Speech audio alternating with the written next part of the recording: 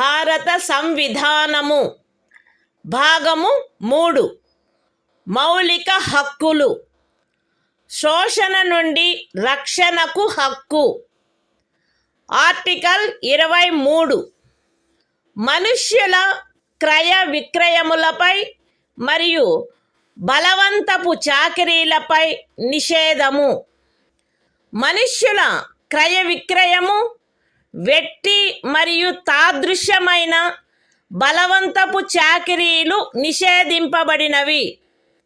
ఈ నిబంధన యొక్క ఉల్లంఘన శాసనరీత్యా శిక్షింపదగు అపరాధమగును. అయితే ఈ అనుచ్ఛేదములో ఉన్నదేదియు సార్వజనిక ప్రయోజనముల కొరకు నిర్బంధ సేవను విధించుట నుండి రాజ్యమును నివారించదు, మరియు అట్టి సేవను విధించుటలో రాజ్యము కేవలము మతము, జాతి, కులము లేక వర్గ కారణములను బట్టి కానీ వాటిలో వేనిని బట్టి కానీ విచక్షణ చేయరాదు. The Constitution of India, Part 3, Fundamental Rights, Right Against Exploitation. Article 23, Prohibition of Traffic in Human Beings and Forced Labor. 1. Traffic in human beings, and beggar, and other similar forms of forced labor, are prohibited. And any contravention of this provision shall be an offense, punishable, in accordance with law. 2. Nothing in this article shall prevent the state from imposing compulsory service for public purposes. And in imposing such service, the state shall not make any discrimination on grounds only of religion, race, caste or class or any of them.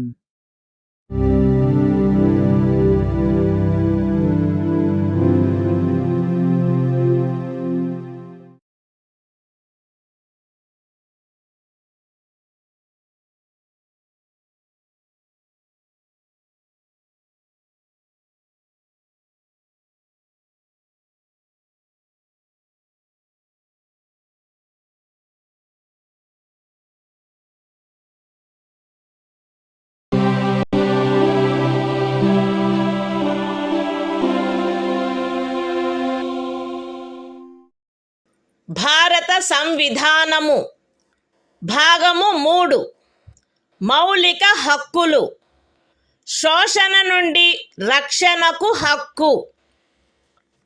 Article 24 కర్మాగారాలు మొదలైన వాటిలో బిడ్డలను ఉద్యోగములో నుంచుటపై నిషేధము. 14 సంవత్సరముల లోపు వయసు గల ఏ బిడ్డయు ఏ కర్మాగారములో కానీ గనిలో కానీ పని చేయుటకు ఉద్యోగములో ఉంచబడరాదు, లేక అపాయకరమైన ఏదేని ఇతర ఉద్యోగములలో ఉంచబడరాదు. The Constitution of India, Part 3, Fundamental Rights, Right Against Exploitation. Article 24, Prohibition of employment of children in factories, etc. No child below the age of 14 years shall be employed to work in any factory or mine, or engaged in any other hazardous employment.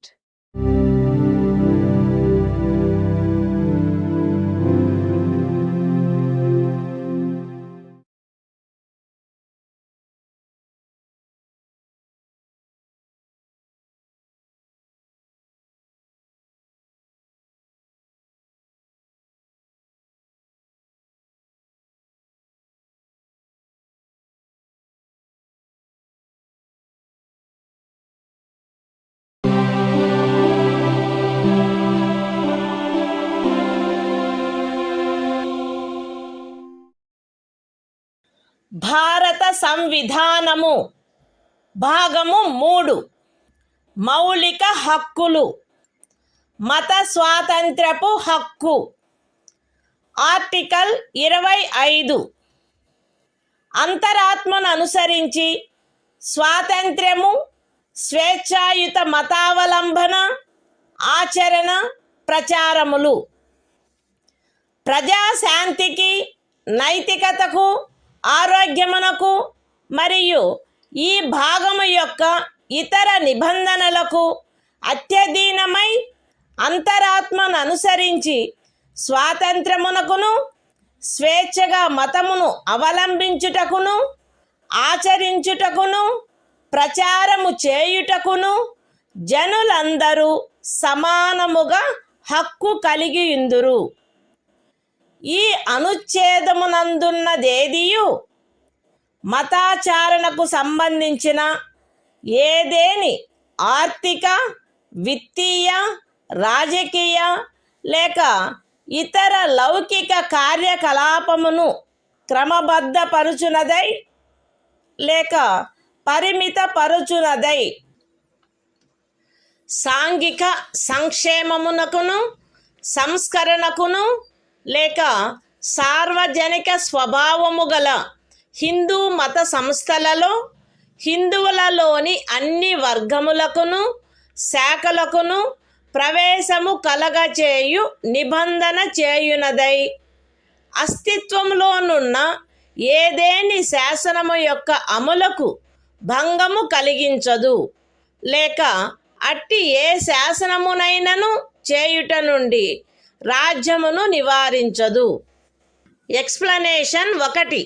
కృపాన ధారణ, కృపాన వహనము Sikh మతావలంబనములో చేరియున్నట్లు భావింపబడవలెను.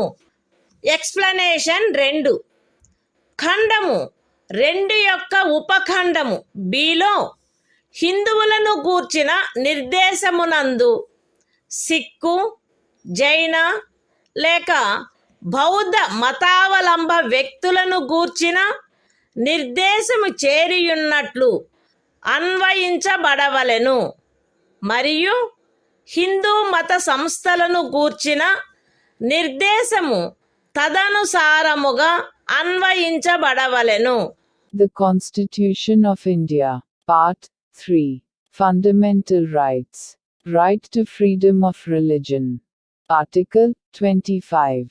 Freedom of conscience and free profession, practice and propagation of religion. 1. Subject to public order, morality and health, and, to the other provisions of this part, all persons are equally entitled to freedom of conscience, and the right, freely to profess, practice, and propagate religion. 2. Nothing in this article shall affect the operation of any existing law, or prevent the state from making any law, regulating or restricting any economic, financial, political or other secular activity which may be associated with religious practice. B. Providing for social welfare and reform, or the throwing open of Hindu religious institutions of a public character to all classes and sections of Hindus. Explanation 1. The wearing and carrying of kirpans shall be deemed to be included in the profession of the Sikh religion. Explanation 2. In subclause B of clause 2, the reference to Hindus shall be construed as including a reference to persons professing the Sikh, Jaina, or Buddhist religion, and the reference to Hindu religious institutions shall be construed accordingly.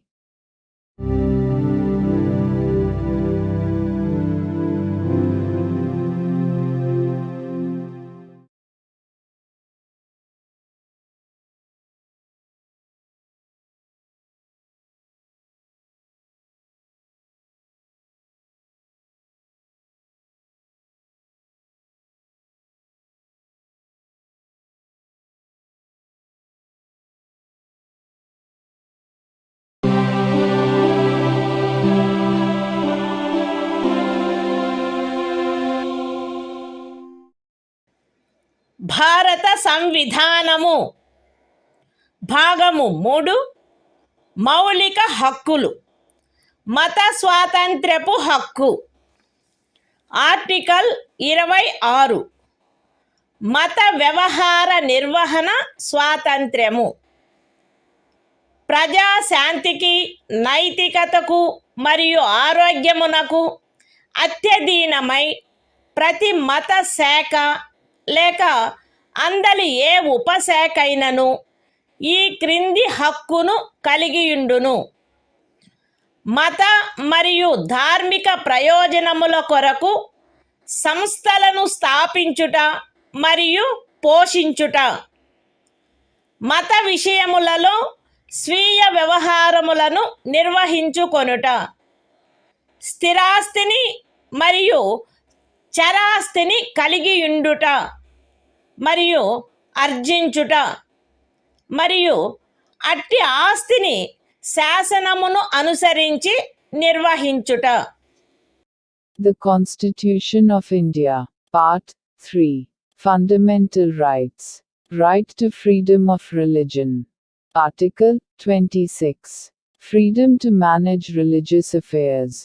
Subject to public order, morality and health, every religious denomination, or any section thereof, shall have the right a.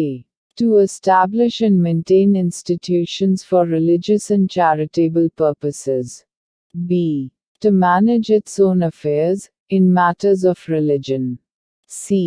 to own, and acquire, movable and immovable property, and d. to administer such property in accordance with law.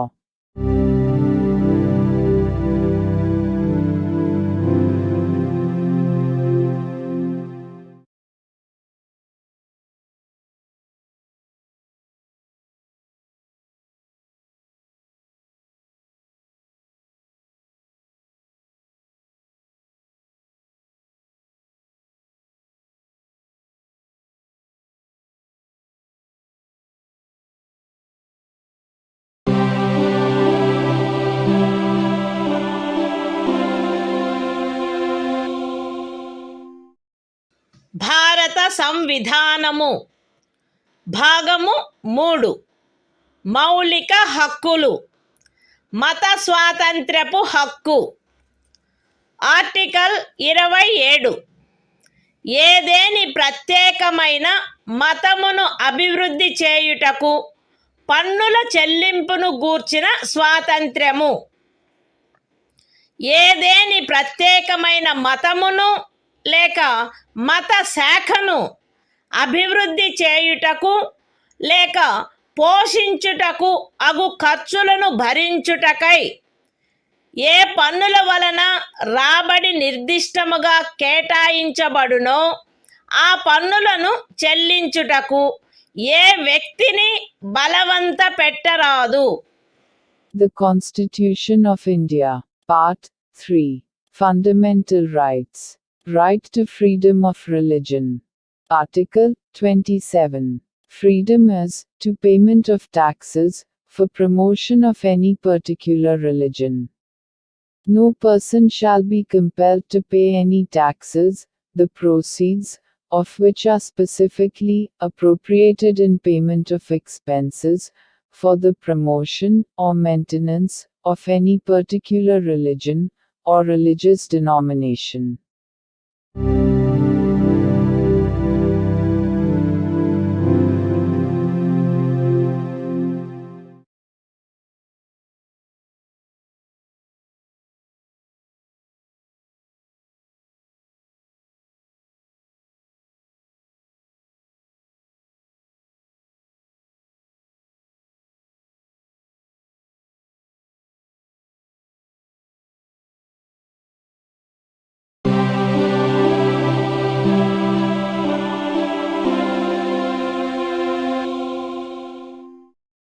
భారత సంవిధానము.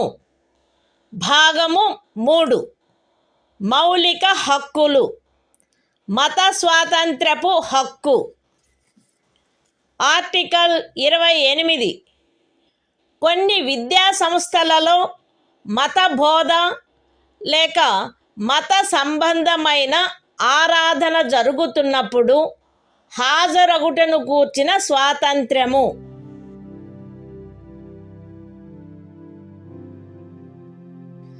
రాజ్య నిధుల నుండి సంపూర్ణముగా పోషింపబడుచున్న ఏ విద్యా సంస్థలోనూ ఎట్టి మత బోధనకైనను ఏర్పాటు చేయరాదు. ఖండము 1లో ఉన్నదేదియు రాజ్యముచే నిర్వహింపబడుచుండి మతబోధ జరగవలెనని ఆపేక్షించు ధర్మాదాయము లేక ట్రస్ట్ కింద స్థాపించబడిన ఏ విద్యా సంస్థకును వర్తించరాదు.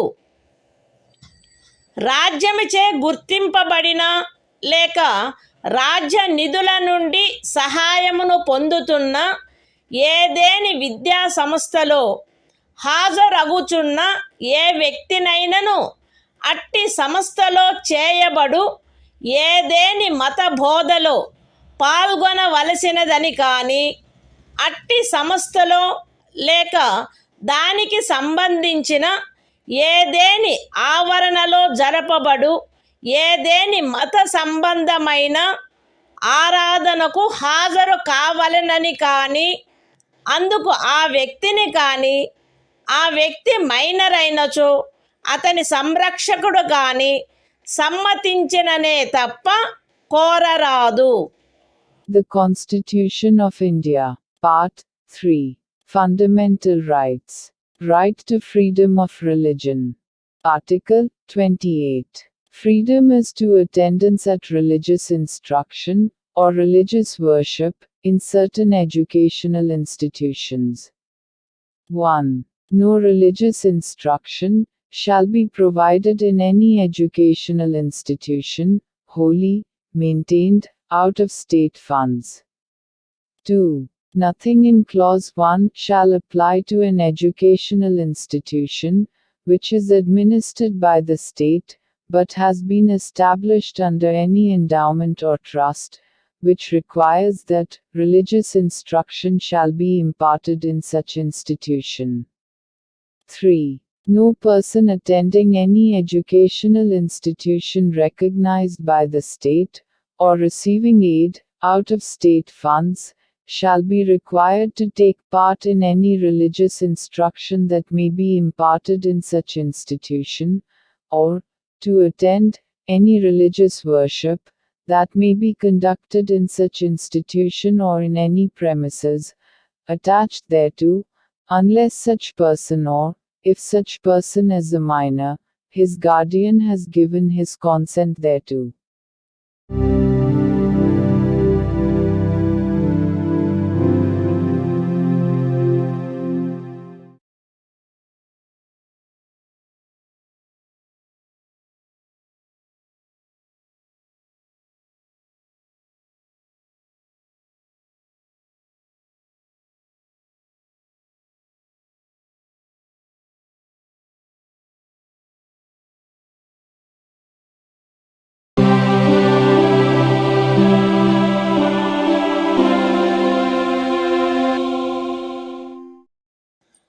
భారత సంవిధానము భాగము 3 మౌలిక హక్కులు.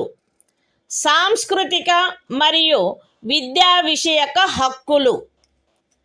ఆర్టికల్ 29 అల్పసంఖ్యాక వర్గముల యొక్క హితముల రక్షణ.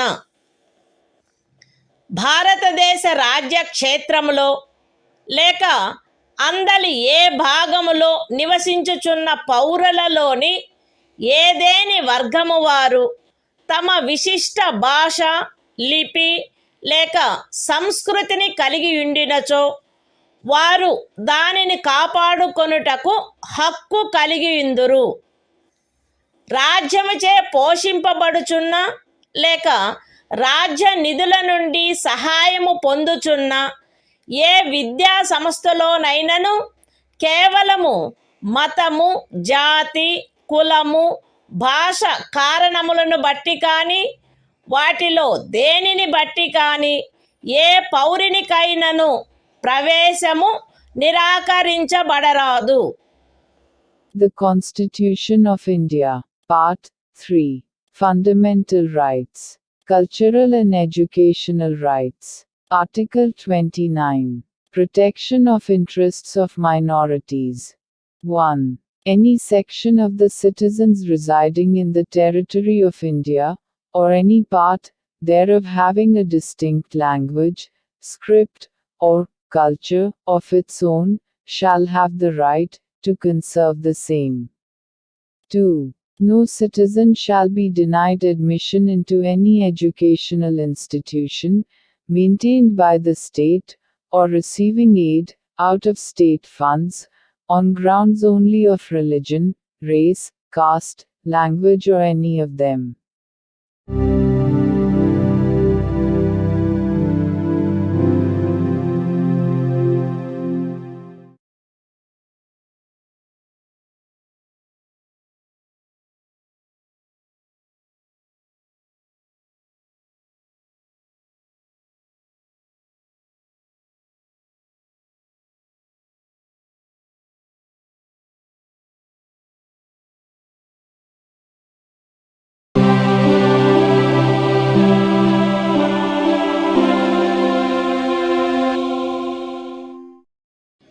భారత సంవిధానము భాగము 3 మౌలిక హక్కులు సాంస్కృతిక మరియు విద్యా విషయక హక్కులు.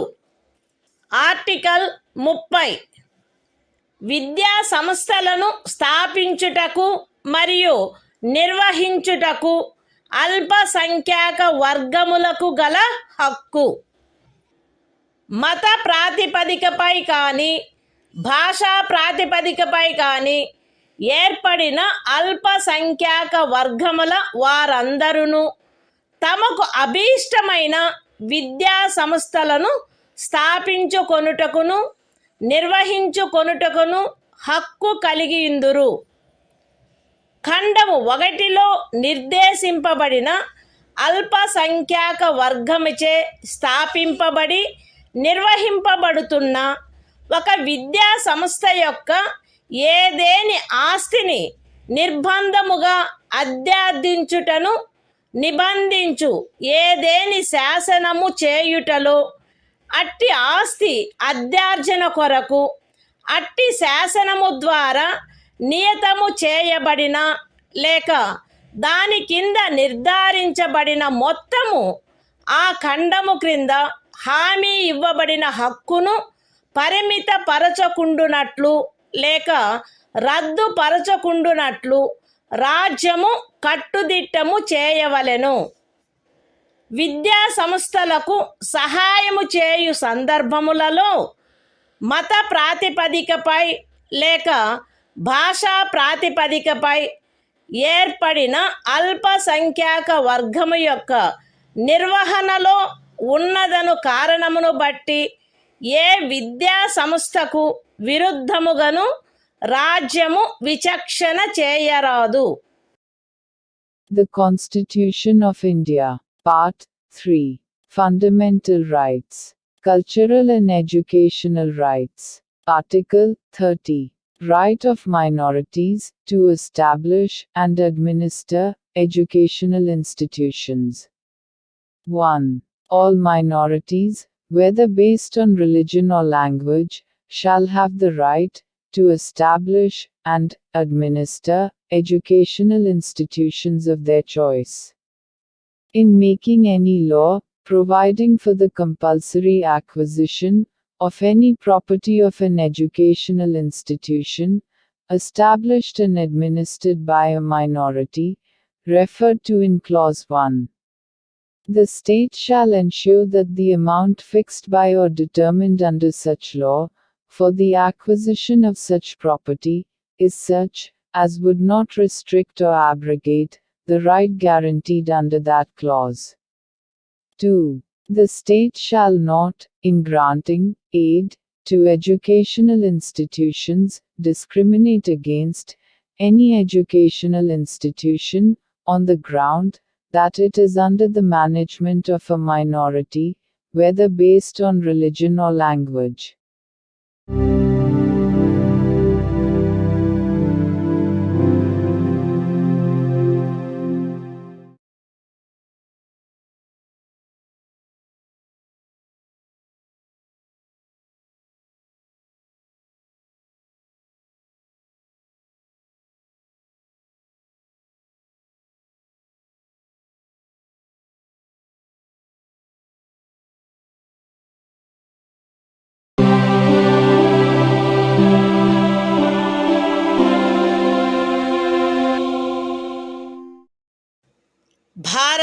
సంవిధానము. భాగము 3. మౌలిక హక్కులు. కొన్ని శాసనముల వ్యావృత్తి. Article 31A. ఎస్టేటు మొదలగు వాటి అధ్యార్జన కొరకు నిబంధించు శాసనము వ్యావృత్తి. 13వ అనుచ్ఛేదంలో ఏమి ఉన్నప్పటికీ రాజ్యమిచే ఏదేని ఎస్టేట్ యొక్క లేక అందలి ఏవేని హక్కుల యొక్క గాని అధ్యార్జన కొరకు లేక అట్టి హక్కుల నిర్వాపన లేక మార్పు కొరకు లేక ప్రజాహితమునకు లేక ఆస్తి యొక్క సముచిత నిర్వహణను చేకూర్చుటకు గాని రాజ్యము ఏదేని ఆస్తి యొక్క నిర్వహణను పరిమిత కాలము వరకు చేపట్టుట కొరకు లేక ప్రజాహితమునకు లేక ఏదేని కార్పొరేషనుల సముచిత నిర్వహణను చేకూర్చుటకు 2 లేక అంతకు మించిన కార్పొరేషనుల యొక్క విలీనీకరణ కొరకు లేక కార్పొరేషన్ల యొక్క నిర్వాహక ఏజెంట్ల, కార్యదర్శుల మరియు కోశాధికారుల, మేనేజింగ్ డైరెక్టర్ల, ఆదేశకుల లేక నిర్వాహకుల హక్కులను లేక కార్పొరేషన్ల యొక్క వాటాదారుల ఓటింగు హక్కులను నిర్వాపన చేయుట కొరకు లేక మార్పు చేయుట కొరకు లేక ఏదేని ఖనిజముకైన కౌలు లేక ఖనిజ తైలమును వెతుకుటకైనా లేక వెలికి తీయుటకైన ఖరారు, కౌలు లేక లైసెన్సును బట్టి ప్రాప్తించు ఏవేని హక్కులను నిర్వాపన చేయుట కొరకు లేక మార్పు చేయుట కొరకు లేక అట్టి ఖరారు, కౌలు లేక లైసెన్సును సమయాత్పూర్వమే సమాప్తము చేయుట కొరకు లేక రద్దు చేయుట కొరకు నిబంధించునట్టి శాసనము దేనిని గాని 14వ అనుచ్ఛేదము లేక 19వ అనుచ్ఛేదము ద్వారా ప్రదత్తమైన హక్కులలో దేనికైనను అసంగతముగునున్నదను లేక అట్టి హక్కులలో దేనినైనను తీసివేయునను లేక కుంచించునను కారణమును బట్టి ప్రభావ శూన్యమగునవి భావించరాదు. అయితే అట్టి శాసనము ఒక రాజ్య శాసన మండలిచే చేయబడినదైన ఎడల రాష్ట్రపతి పర్యాలోచన కొరకై ప్రత్యేకింపబడి ఆయన అనుమతిని పొందిననే తప్ప ఈ అనుచ్ఛేదము యొక్క నిబంధనలు దానికి వర్తించవు. అంతేకాక రాజ్యముచే ఏదేని ఎస్టేటు అధ్యార్జింపబడుటకు ఏదేని శాసనము నిబంధన చేయునెడల మరియు ఆ ఎస్టేటులో చేరిన ఏదేని భూమి ఒక వ్యక్తి యొక్క స్వంత సేద్యము క్రిందయున్న ఎడల అట్టి అధ్యార్జనకు సంబంధించిన శాసనములో మార్కెట్ విలువకు తగ్గని రేటు చొప్పున నష్టపరిహారము చెల్లించుటకు నిబంధనలున్ననే తప్ప తత్సమయమున అమలులోనున్న ఏదేని శాసనము క్రింద అతడికి వర్తించడి గరిష్ట పరిమితి లోపు ఉన్న భూమిలోని ఏదేని భూభాగము కానీ దానిపై గల లేక దానికి చెందియున్న ఏదేని భవనము కానీ కట్టడము కానీ రాజ్యముచే అధ్యార్జింపబడుట శాసన సమ్మతము కాదు. ఈ అనుచ్ఛేదములో ఏదేని స్థానిక ప్రాంతము విషయమున ఎస్టేటు అను పదము ఆ ప్రాంతమునందు అమలులోనున్న భూమి కౌళ్లకు సంబంధించి అస్తిత్వంలోనున్న శాసనములో ఆ పదమునకు గాని స్థానీయ తుల్య పదమునకు గాని ఏ అర్థము కలదో ఆ అర్థమునే కలిగియుండును మరియు అందు ఈ క్రిందివి కూడా చేరియుండును.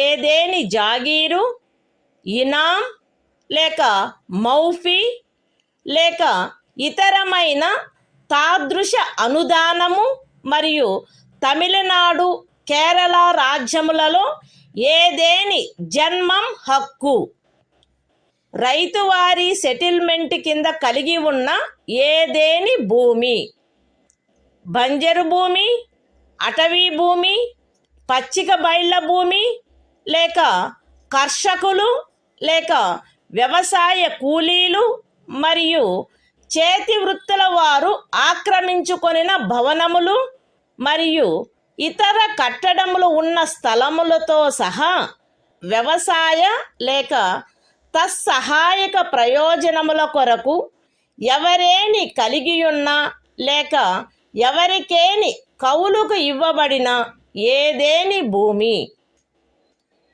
ఎస్టేట్ విషయమున హక్కులు అను పదమునందు ప్రొప్రైటరు సబ్ ప్రొప్రైటరు అపర ప్రొప్రైటరు ధారణాధికారి రైతు లేక రైతు కింది రైతు లేక ఇతర మధ్యస్థుని యందు నిహితమయ్యుండు ఏవైనా హక్కులు మరియు భూమి శిస్తును గూర్చిన ఏవైనా హక్కులు లేక విశేషాధికారములు చేరియుండును. The Constitution of India, Part 3, Fundamental Rights, Saving of Certain Laws. Article 31A. Saving of laws providing for acquisition of estates, etc. Notwithstanding anything contained in Article 13, no law providing for the acquisition by the state of any estate or of any rights therein, or the extinguishment or modification of any such rights, or the taking over of the management of any property by the state, for a limited period, either in the public interest, or in order to secure the proper management of the property, or the amalgamation of two or more corporations, either in the public interest, or in order to secure the proper management of any of the corporations, or the extinguishment or modification of any rights of managing agents, secretaries and treasurers, managing directors, or managers of corporations, or of any voting rights of shareholders thereof, or the extinguishment or modification of any rights accruing by virtue of any agreement, lease or license for the purpose of searching for, or winning, any mineral or mineral oil, or the premature termination or cancellation of any such agreement, lease or license, shall be deemed to be void on the ground that it is inconsistent with, or takes away or abridges, any of the rights conferred by Article 14 or Article 19. Provided that, where such law is a law, made by the legislature of a state, the provisions of this article shall not apply thereto, unless such law, having been reserved for the consideration of the President, has received his assent. Provided further, that, where any law, makes any provision for the acquisition by the state, of any estate and where any land comprised therein is held by a person under his personal cultivation, it shall not be lawful for the state to acquire any portion of such land, as is within the ceiling limit, applicable to him under any law for the time being in force, or any building or structure standing thereon or tenant thereto, unless the law relating to the acquisition of such land, building or structure, provides for payment of compensation, at a rate, which shall not be less than the market value thereof. In this article, the expression estate shall, in relation to any local area, have the same meaning as that expression, or its local equivalent has in the existing law, relating to land tenures in force, in that area, and shall also include any jagir, inam, or mere fee, or other similar grant. And, in the states of Tamil Nadu and Kerala, any Janmam right. Any land held under Ryotwari settlement. Any land held, or let for purposes of agriculture, or for purposes ancillary thereto, including waste land, forest land, land for pasture, or sites of buildings, and other structures occupied by cultivators of land, agricultural laborers, and village artisans. The expression, rights, in relation to an estate, shall include any rights vesting in a proprietor, subproprietor, underproprietor, tenureholder, rayat, under rayat, or other intermediary, and any rights, or privileges in respect of land revenue.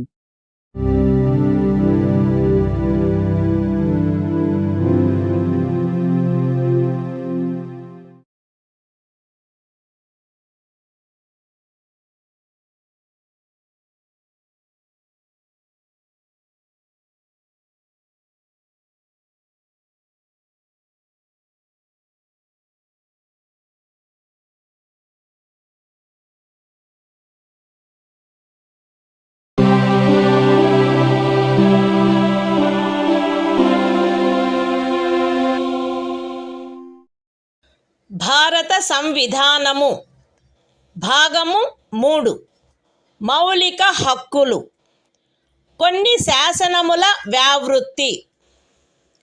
Article 31 కొన్ని చట్టములకు మరియు వినిమయములకు శాసనిక మాన్యత కలగజేయుట. 31 అనుచ్ఛేదములో గల నిబంధనల సాధారణతకు భంగము కలగకుండా 9వ అనుసూచిలో నిర్దిష్టపరచబడిన ఏవేని చట్టములు, నియమములు, వాటి యొక్క ఏవేని నిబంధనలు, అట్టి చట్టము, నియమము లేక నిబంధనను ఈ భాగంలోని ఏవేని నిబంధనల ద్వారా ప్రదత్తమైన ఏవేని హక్కులకు అసంగతముగా నున్నదను, లేక ఆ హక్కులలో దేనినైనను తీసివేయుచున్నదను, లేక కుంచుచున్నదను ఆధారముపై ప్రభావశూన్యమైనదని గాని, ఎప్పుడైనను ప్రభావశూన్యమై యుండినదని గాని భావించరాదు. మరియు ఏదేని న్యాయస్థానము లేక ట్రిబ్యునల్ యొక్క ఏదేని తీర్పు, డిక్రీ లేక ఉత్తర్వు దానికి విరుద్ధముగా నున్నప్పటికీ సదరు ప్రతి చట్టము మరియు నియమము దాని రద్దు లేక సవరణ చేయుటకు ఏదేని సమర్థ శాసన మండలికి గల అధికారమునకు అత్యధీనమై అమలునందు కొనసాగవలెను. The Constitution of India, Part 3. Fundamental Rights. Saving of certain laws. Article 31b. Validation of certain acts and regulations. Without prejudice to the generality of the provisions contained in Article 31a. None of the acts and regulations specified in the 9th schedule, nor any of the provisions thereof shall be deemed to be void, or ever to have become void on the ground that such act, regulation or provision is inconsistent with, or takes away or abridges any of the rights conferred by any provisions of this part. And, notwithstanding any judgment, decree or order of any court or tribunal, to the contrary, each of the said acts and regulations shall, subject to the power of any competent legislature to repeal, or amend it, continue in force.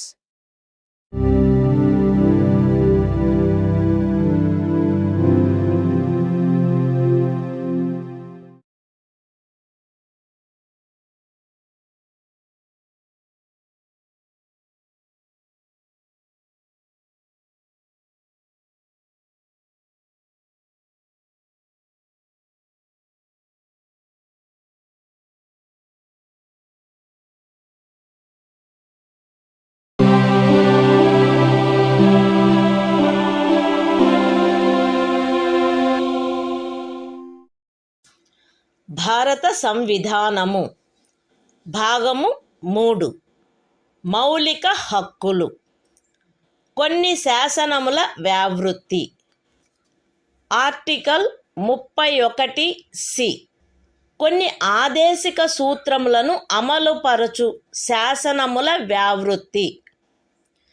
13వ అనుచ్ఛేదములో ఏమి ఉన్నప్పటికీ భాగము 4లో పేర్కొనబడిన సూత్రములన్నింటినీ గాని వాటిలో కొన్నింటిని గాని సాధించుట కొరకై రాజ్య విధానమును అమలుపరచు ఏ శాసనమునైనను 14వ అనుచ్ఛేదము లేక 19వ అనుచ్ఛేదము ద్వారా ప్రదత్తమైన ఏవేని హక్కులకు అసంగతముగా నున్నదను లేక ఆ హక్కులలో దేనినైనను తీసివేయుచున్నదను లేక కుంచుచున్నదను కారణమును బట్టి ప్రభావశూన్యమైనదని భావించరాదు. మరియు ఆ శాసనమందు అది అట్టి విధానమును అమలుపరచుట కొరకైనదను ప్రఖ్యానమున్నచో అది అట్టి విధానమును అమలుపరచదను కారణమును బట్టి ఏ న్యాయస్థానములోనూ ప్రష్టవ్యము కారాదు. అయితే అట్టి శాసనము రాజ్య శాసన మండలిచే చేయబడిన ఎడల రాష్ట్రపతి పర్యాలోచన కొరకై ప్రత్యేకింపబడి ఆయన అనుమతిని పొందిననే తప్ప దానికి ఈ అనుచ్ఛేదము యొక్క నిబంధనలు వర్తించవు. The Constitution of India, Part 3. Fundamental Rights. Saving of certain laws. Article 31(c). Saving of laws giving effect to certain directive principles. Notwithstanding anything contained in Article 13. No law giving effect to the policy of the state towards securing all or any of the principles laid down in Part 4 shall be deemed to be void, on the ground that it is inconsistent with, or takes away or abridges any of the rights conferred by Article 14 or Article 19. And no law containing a declaration that it is for giving effect to such policy shall be called in question in any court, on the ground that it does not give effect to such policy, provided that, where such law is made by the legislature of a state, the provisions of this article shall not apply thereto, unless such law, having been reserved for the consideration of the President, has received his assent.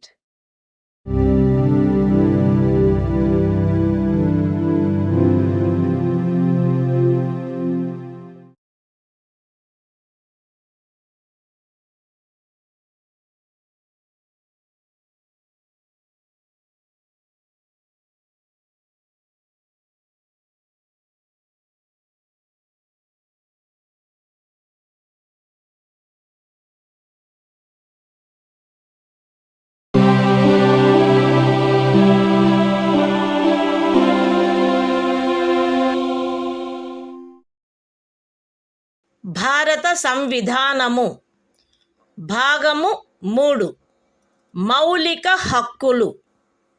సంవిధానిక ప్రత్యుపాయములకు హక్కు.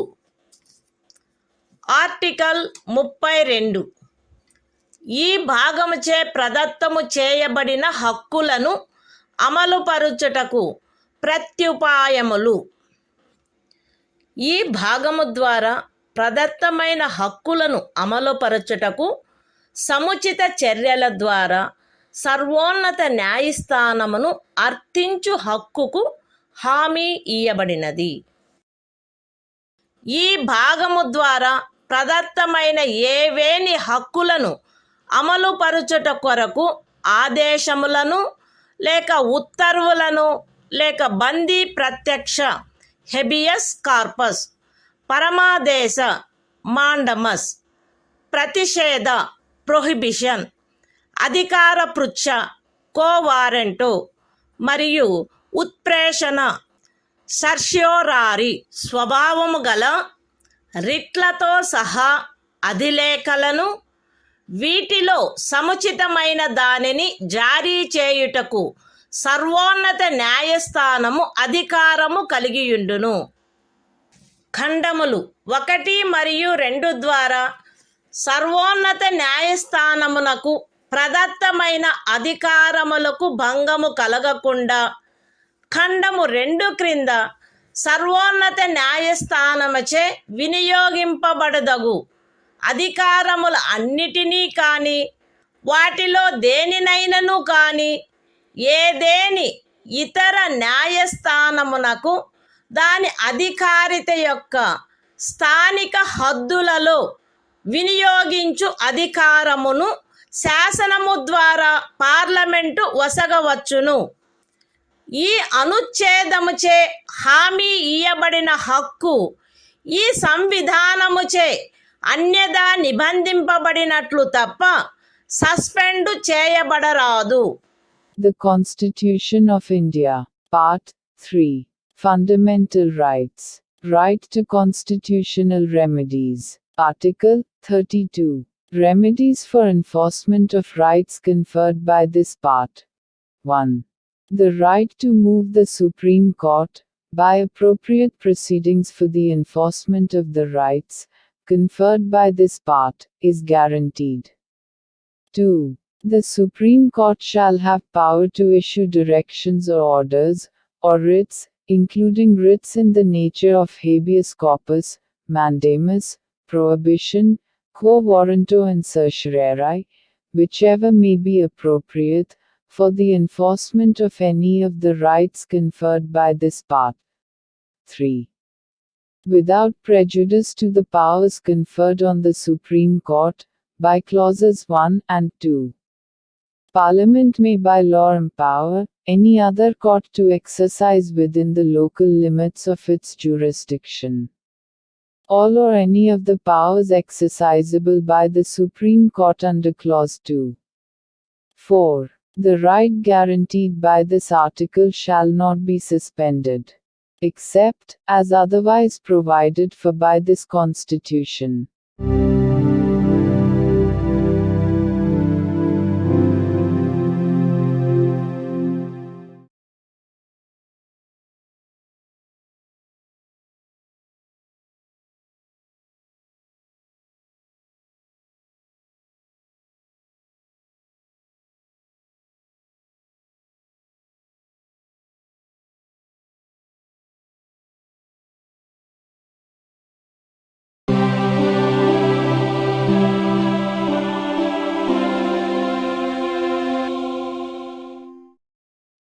భారత సంవిధానము భాగము 3 మౌలిక హక్కులు సంవిధానిక ప్రత్యుపాయములకు హక్కు.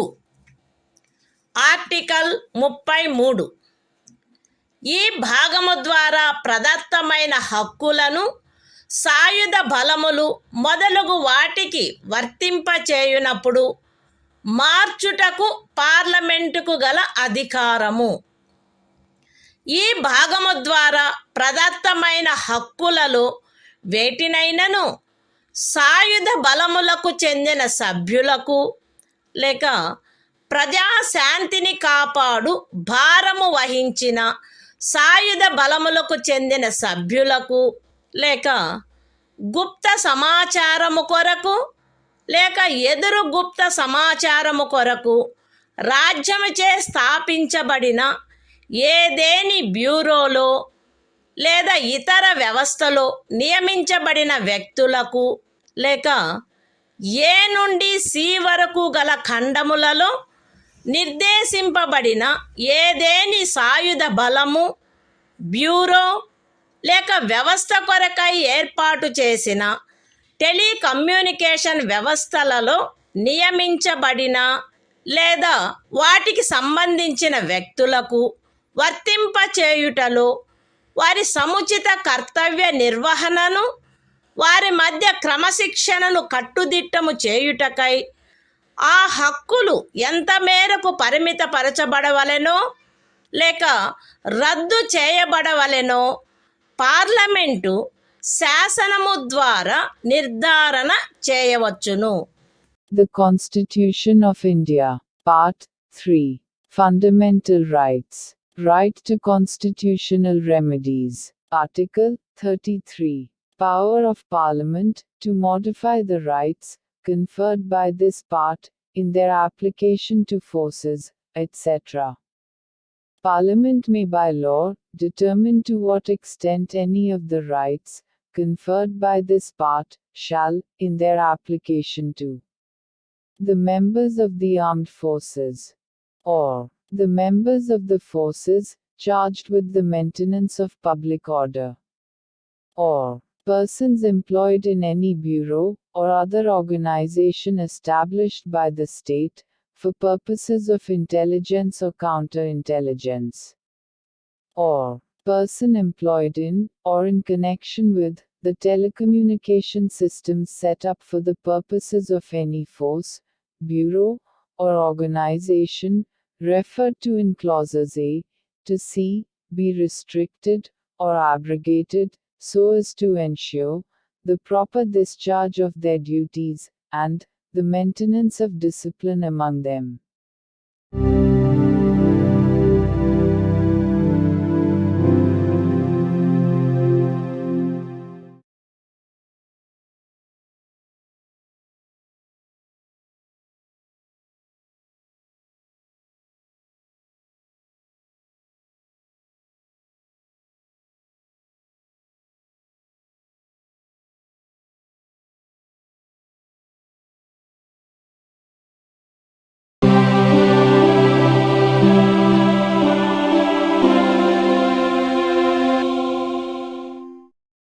భారత సంవిధానము భాగము 3 మౌలిక హక్కులు. సంవిధానిక ప్రత్యుపాయములకు హక్కు. ఆర్టికల్ 34. ఏదేని ప్రాంతములో సైనిక శాసనము అమలులోనున్నప్పుడు ఈ భాగము ద్వారా ప్రదత్తమైన హక్కులపై నిర్బంధన. ఈ భాగమునందు పూర్వగామి నిబంధనలలో ఏమి ఉన్నప్పటికీ భారతదేశ రాజ్యక్షేత్రములోని ఏదేని ప్రాంతములో సైనిక శాసనము అమలులో ఉండి ఉన్నచో సంఘము యొక్క లేక ఒక రాజ్యము యొక్క సేవలోనున్న ఎవరేని వ్యక్తి అచట శాంతిని కాపాడుటకు లేక తిరిగి నెలకొల్పుటకు సంబంధించి చేసిన ఏదేని కార్యమును గూర్చి పార్లమెంటు శాసనము ద్వారా అతనికి క్షతిపూర్తి చేయవచ్చును, లేక అట్టి ప్రాంతంలో సైనిక శాసనము క్రింద చేయబడిన ఏదేని దండనోత్తర్వును, విధించబడిన ఏదేని శిక్షను, ఉత్తర్వు చేయబడిన సమపహరణను, లేక చేసిన ఏదేని ఇతర కార్యమును మాన్యమునర్చవచ్చును. The Constitution of India. Part 3. Fundamental Rights. Right to constitutional remedies. Article 34. Restriction on rights conferred by this part while martial law is in force in any area. Notwithstanding anything in the foregoing provisions of this part, Parliament may, by law, indemnify any person, in the service of the Union, or of a state, or any other person, in respect of any act done by him, in connection with the maintenance or restoration of order, in any area within the territory of India, where martial law was in force, or validate any sentence passed, punishment inflicted, forfeiture ordered, or other act done under martial law in such area.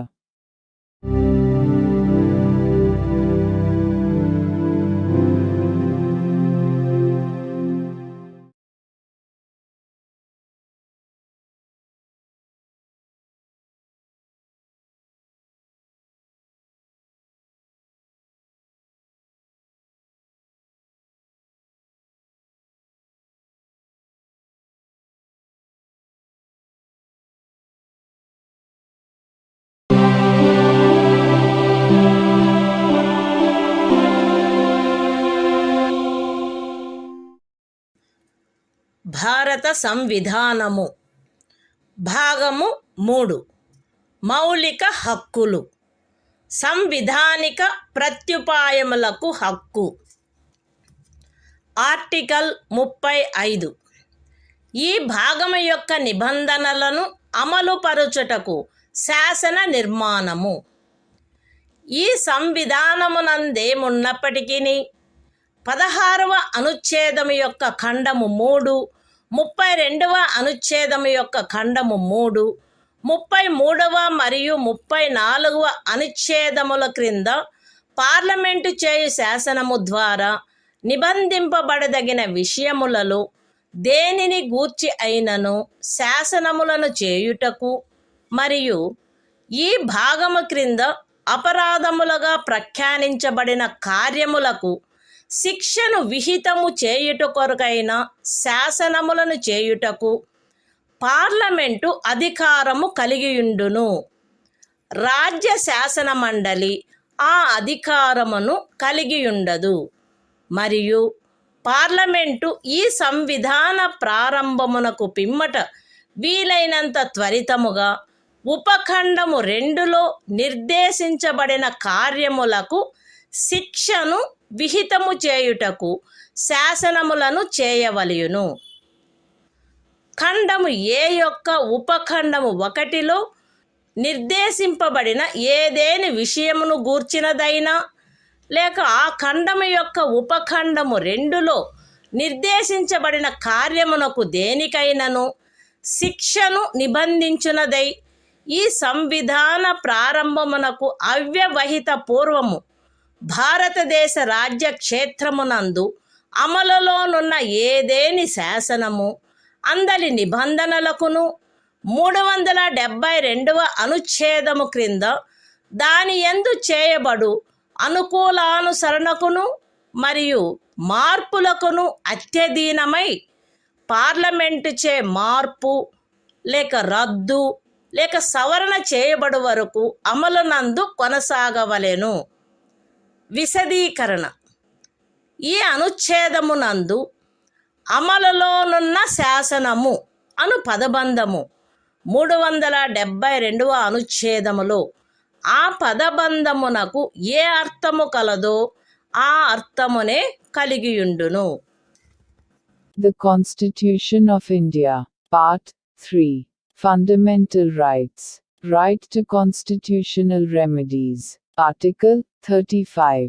Legislation to give effect to the provisions of this part. Notwithstanding anything in this Constitution, Parliament shall have, and the legislature of a state shall not have, power to make laws with respect to any of the matters which, under Clause 3 of Article 16, Clause 3 of Article 32, Article 33 and Article 34 may be provided for by law made by Parliament, and for prescribing punishment for those acts which are declared to be offences under this part. And Parliament shall, as soon as may be after the commencement of this Constitution, make laws for prescribing punishment for the acts referred to in subclause 2. Any law in force immediately before the commencement of this Constitution in the territory of India with respect to any of the matters referred to in subclause 1 of Clause A, or providing for punishment for any act referred to in subclause 2 of that clause shall, subject to the terms thereof, and to any adaptations and modifications that may be made therein, under Article 372, continue in force until altered, or repealed, or amended, by Parliament. Explanation. In this article, the expression, law in force, has the same meaning as in Article 372.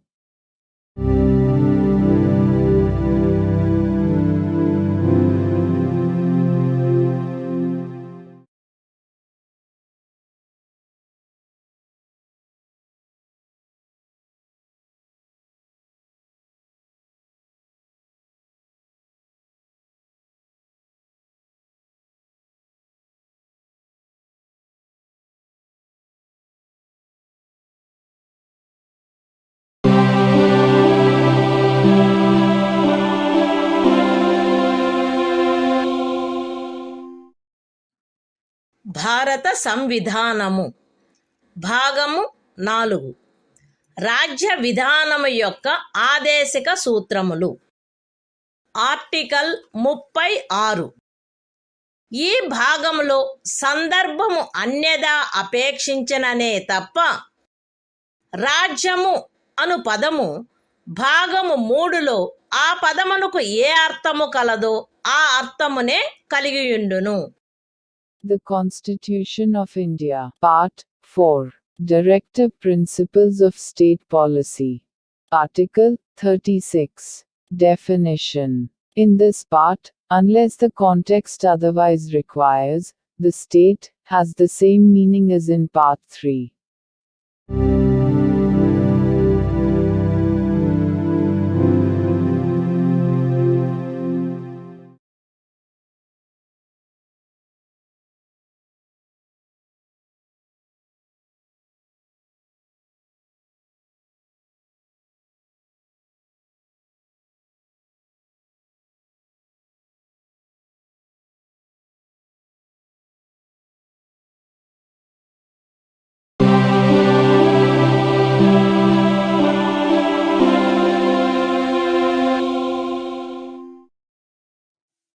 భారత సంవిధానము భాగము 4 రాజ్య విధానము యొక్క ఆదేశిక సూత్రములు. Article 37. ఈ భాగములో గల సూత్రముల వర్తింపు. ఈ భాగంలోని నిబంధనలు ఏ న్యాయస్థానముచే కాని అమలు జరపదగినవి కావు. కానీ ఇందు పేర్కొనబడిన సూత్రములు దేశ పరిపాలనకు మూలాధారములుగాను మరియు శాసనములను చేయుటలో వాటిని వర్తింపచేయుట రాజ్యము యొక్క కర్తవ్యమై ఉండవలెను. The Constitution of India, Part 4. Directive Principles of State Policy. Article 37. Application of the principles contained in this part. The provisions contained in this part shall not be enforceable by any court. But the principles therein laid down are, nevertheless, fundamental in the governance of the country, and it shall be the duty of the state to apply these principles in making laws.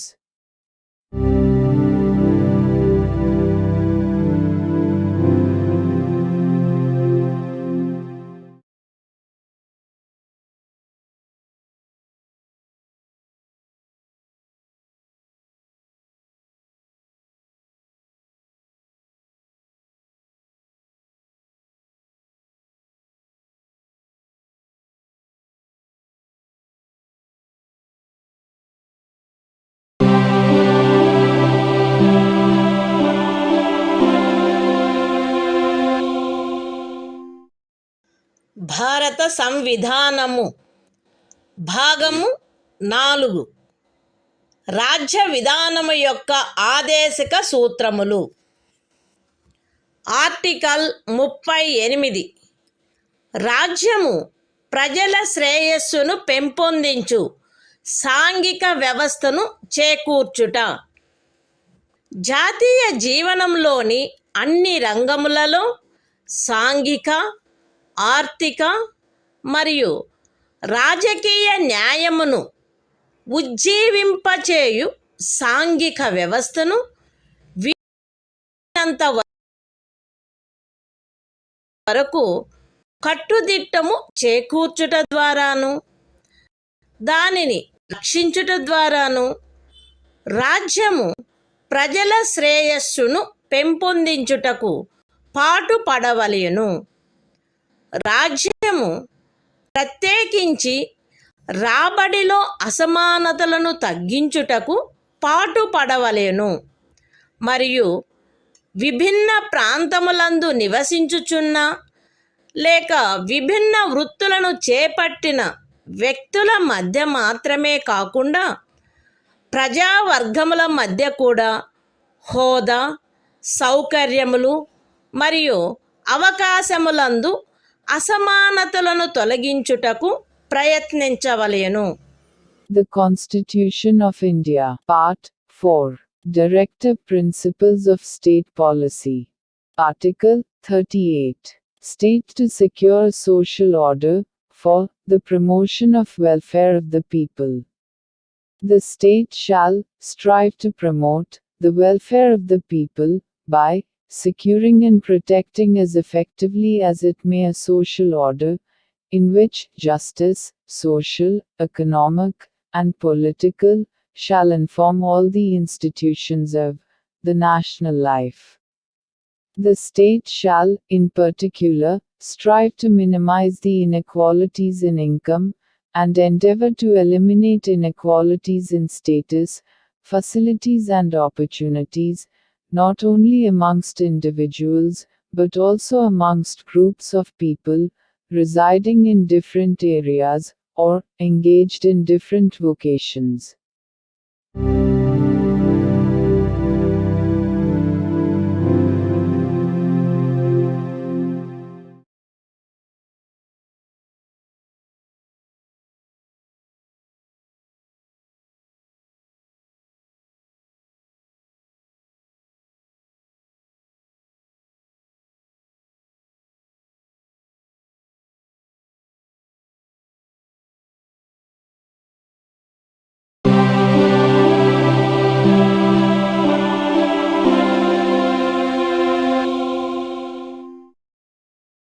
భారత సంవిధానము భాగము 4 రాజ్య విధానము యొక్క ఆదేశిక సూత్రములు.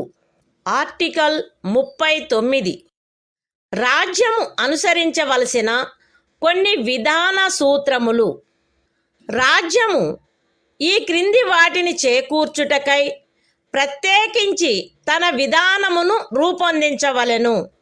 అవేవనగా, స్త్రీ పురుష భేదము లేకుండా పౌరులు తగిన జీవనోపాధి సాధనములకు హక్కు కలిగియుండుట, జనులందరి ఉమ్మడి మేలును అత్యుత్తముగా సమకూర్చునట్లు సమాజపు భౌతిక వనరుల సామ్యమును మరియు నియంత్రణను పంపిణీ చేయుట, ఆర్థిక వ్యవస్థ యొక్క ప్రవృత్తి వలన జనసామాన్యమునకు హానికరమగునట్లుగా ఐశ్వర్యము, ఉత్పాదన సాధనములు కేంద్రీకృతము కాకుండుట, స్త్రీ పురుషులు ఉభయులకు సమానమైన పనికి సమానమైన వేతనము లభించుట, స్త్రీ పురుష కార్మికుల ఆరోగ్యము, శరీర దారుఢ్యము మరియు పిల్లల సుకుమారత్వము దురుపయోగము చేయబడుకుండుట మరియు పౌరుల ఆర్థికావశ్యకత వలన తమ వయస్సునకు లేక శరీర దారుఢ్యమునకు సరిపడని పనులలో చేరుటకు బలవంత పెట్టకుండుట, పిల్లలకు ఆరోగ్యకరమైన రీతిలో గౌరవప్రదమైన మరియు స్వేచ్ఛాయుతమైన పరిస్థితులలో అభివృద్ధి చెందు అవకాశములను మరియు సౌకర్యములను కల్పించుట మరియు బాల్య యవనములను శోషణ నుండి మరియు నైతిక మరియు భౌతిక పరిత్యజనము నుండి కాపాడుట. The Constitution of India, Part 4. Directive Principles of State Policy. Article 39. Certain principles of policy to be followed by the state. The state shall, in particular, direct its policy towards securing a. that the citizens, men and women equally, have the right to an adequate means of livelihood. b. that the ownership and control of the material resources of the community are so distributed as best to subserve the common good. c. that the operation of the economic system does not result in the concentration of wealth and means of production to the common detriment. d. that there is equal pay for equal work for both men and women. a. that the health and strength of workers men and women, and the tender age of children are not abused. And that citizens are not forced by economic necessity to enter avocations unsuited to their age or strength. F. That children are given opportunities and facilities to develop in a healthy manner and in conditions of freedom and dignity. And that childhood and youth are protected against exploitation and against moral and material abandonment.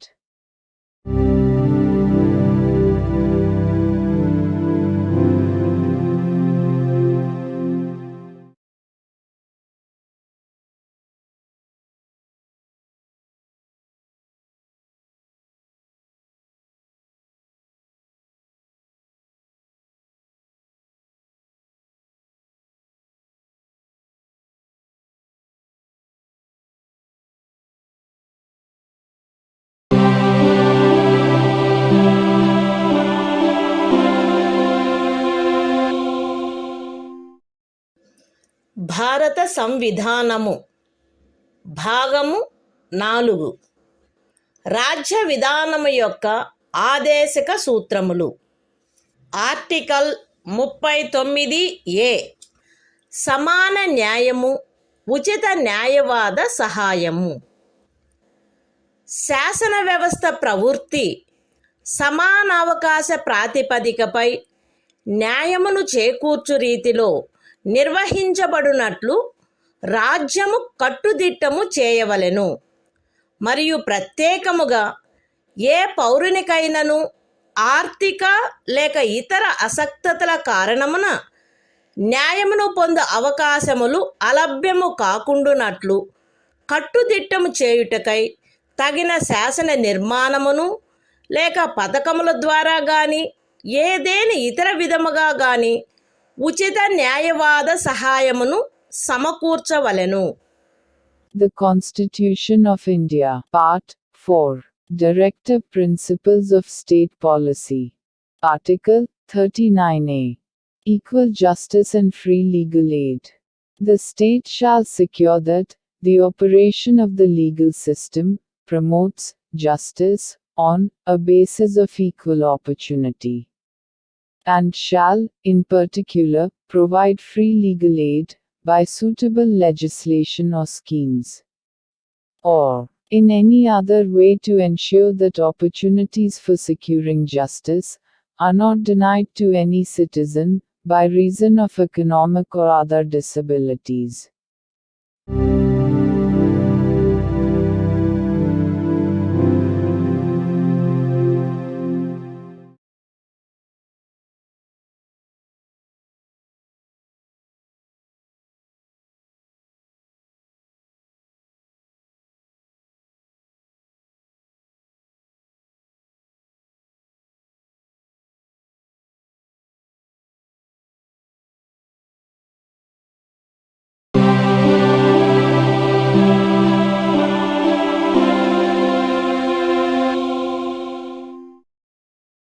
భారత సంవిధానము భాగము 4 రాజ్య విధానము యొక్క ఆదేశక సూత్రములు. Article 40 గ్రామ పంచాయతీల వ్యవస్థీకరణ.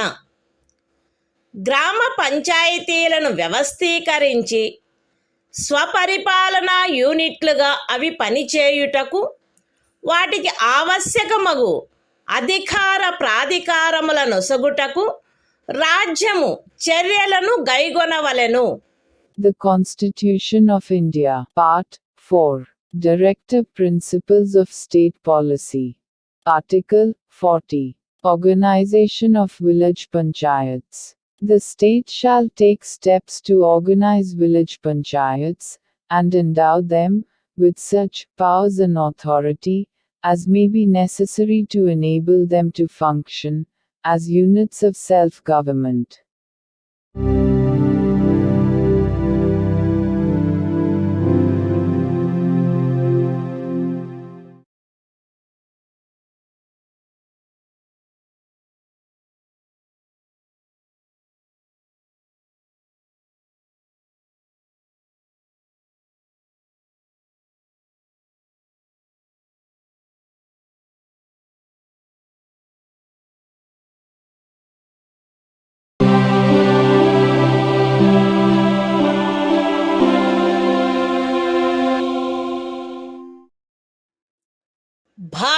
సంవిధానము భాగము 4 రాజ్య విధానము యొక్క ఆదేశక సూత్రములు.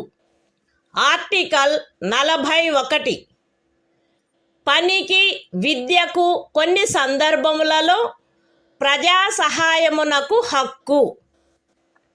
రాజ్యము దాని ఆర్థిక స్తోమత మరియు అభివృద్ధి పరిమితుల మేరకు పనిచేయు హక్కును, విద్య నేర్చుకొను హక్కును మరియు నిరుద్యోగము, వృద్ధాప్యము, అనారోగ్యము, అంగవైకల్యము మరియు ఇతర విధములైన అకారణ దారిద్ర్యము కలిగిన సందర్భములలో ప్రజా సహాయమును పొందు హక్కును చేకూర్చుటకై కట్టుదిట్టమైన ఏర్పాటు చేయవలెను.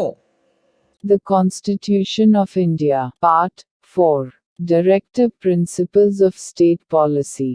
Article 41, Right to work, to education, and to public assistance, in certain cases. The state shall, within the limits of its economic capacity and development, make effective provision for securing the right to work, to education, and to public assistance, in cases of unemployment, old age, sickness, and disablement, and in other cases of undeserved want.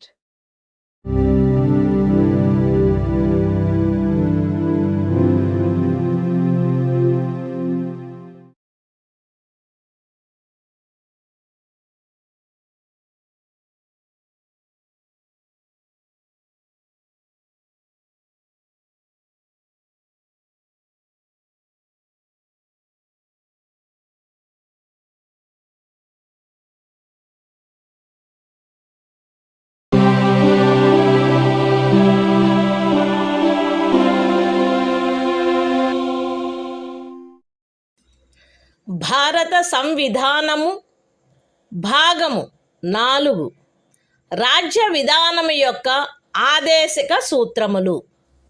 Article 42 పని విషయమున న్యాయమైన మరియు మానవోచితమైన పరిస్థితులకు మరియు ప్రసూతి సహాయమునకు ఏర్పాటు.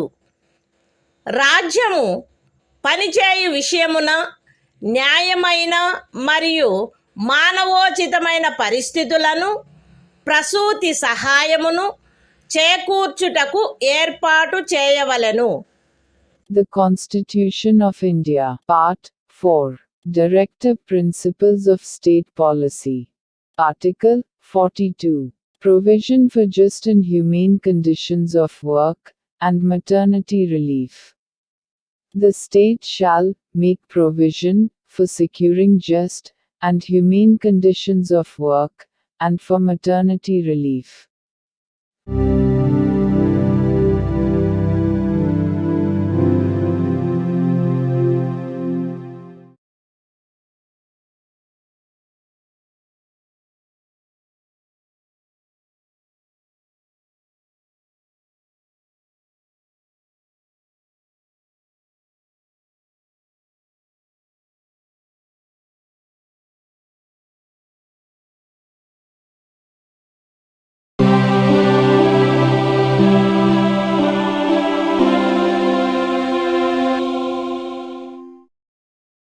భారత సంవిధానము భాగము 4 రాజ్య విధానము యొక్క ఆదేశక సూత్రములు.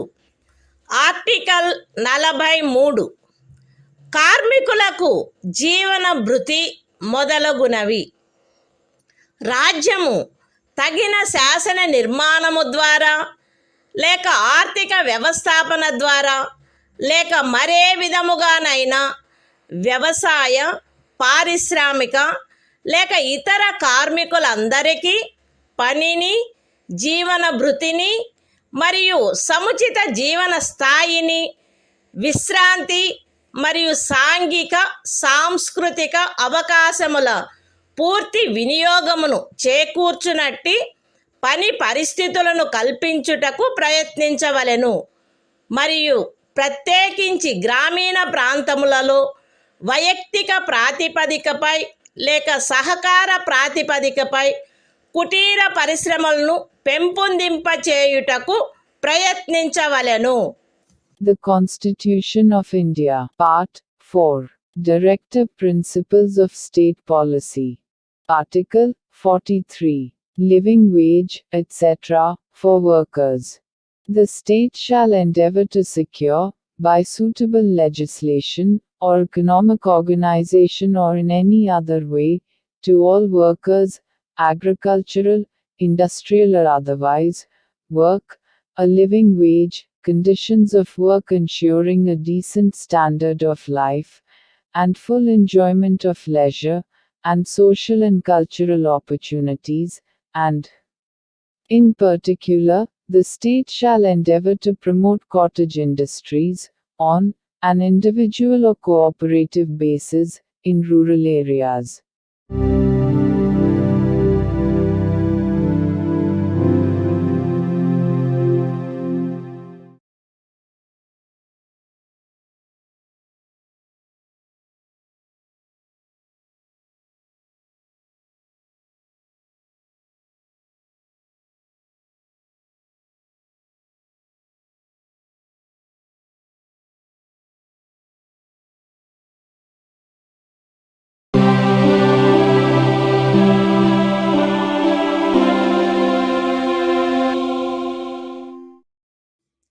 భారత సంవిధానము భాగము 4. రాజ్య విధానము యొక్క ఆదేశిక సూత్రములు. Article 43A. పరిశ్రమల నిర్వహణలో కార్మికులు పాల్గొనుట.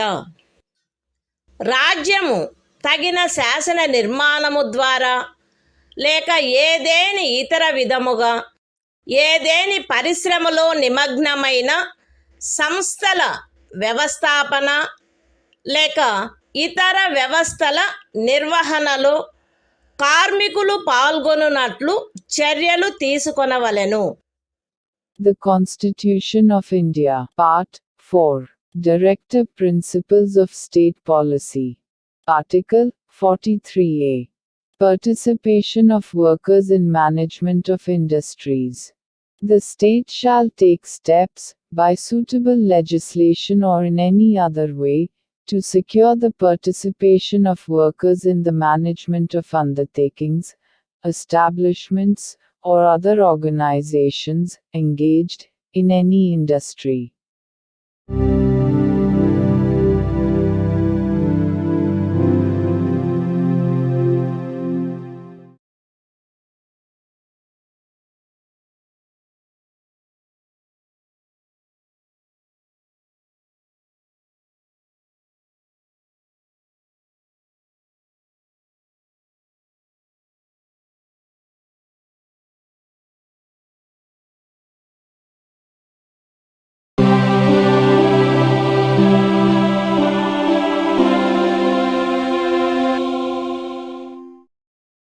భారత సంవిధానము భాగము 4.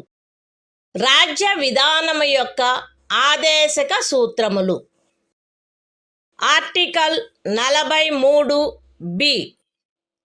సహకార సంఘముల ప్రవర్ధనము. రాజ్యము సహకార సంఘములు స్వచ్ఛందముగా రూపొందించుటకు, స్వాయత్తముగా కృత్యములు నిర్వహించుటకు, ప్రజాస్వామ్య నియంత్రణ మరియు వృత్తిపరమై యాజమాన్యమును ప్రోత్సహించుటకు ప్రయత్నించవలెను. The Constitution of India, Part 4. Directive Principles of State Policy. Article 43B. Promotion of cooperative societies. The state shall endeavor to promote voluntary formation, autonomous functioning, democratic control and professional management of cooperative societies.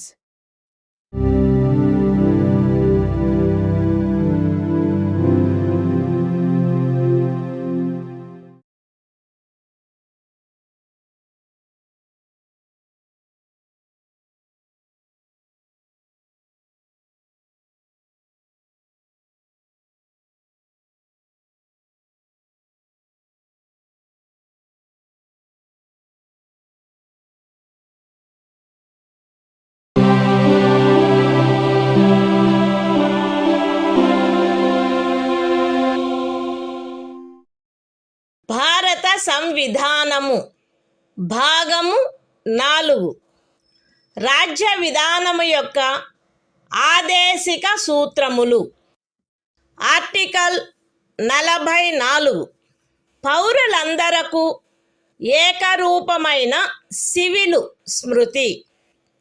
భారతదేశ రాజ్య క్షేత్రమునంతటను పౌరులకు ఏకరూపమైన సివిల స్మృతిని చేకూర్చుటకు రాజ్యము ప్రయత్నించవలెను. The Constitution of India, Part 4, Directive Principles of State Policy. Article 44. Uniform Civil Code for the Citizens. The state shall endeavor to secure for the citizens a uniform civil code throughout the territory of India.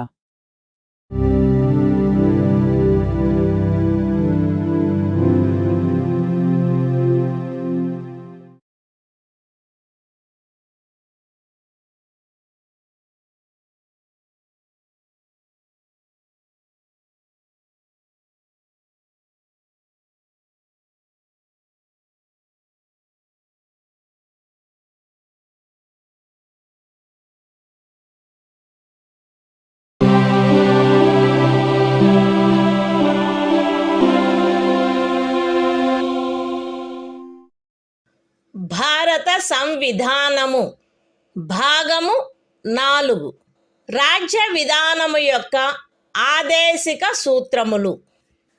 Article 45 6 సంవత్సరముల లోపు బాలలందరికీ బాల్య ప్రారంభంలో సంరక్షణ మరియు విద్యను ఏర్పాటు చేయుట. బాలలందరూ వారు 6 సంవత్సరముల వయస్సు పూర్తి చేయునంత వరకు వారికి బాల్య ప్రారంభంలో సంరక్షణ మరియు విద్యను ఏర్పాటు చేయుటకు రాజ్యము ప్రయత్నించవలెను. The Constitution of India, Part 4, Directive Principles of State Policy. Article 45. Provision for early childhood care and education to children below the age of 6 years. The state shall endeavor to provide early childhood care and education for all children until they complete the age of 6 years.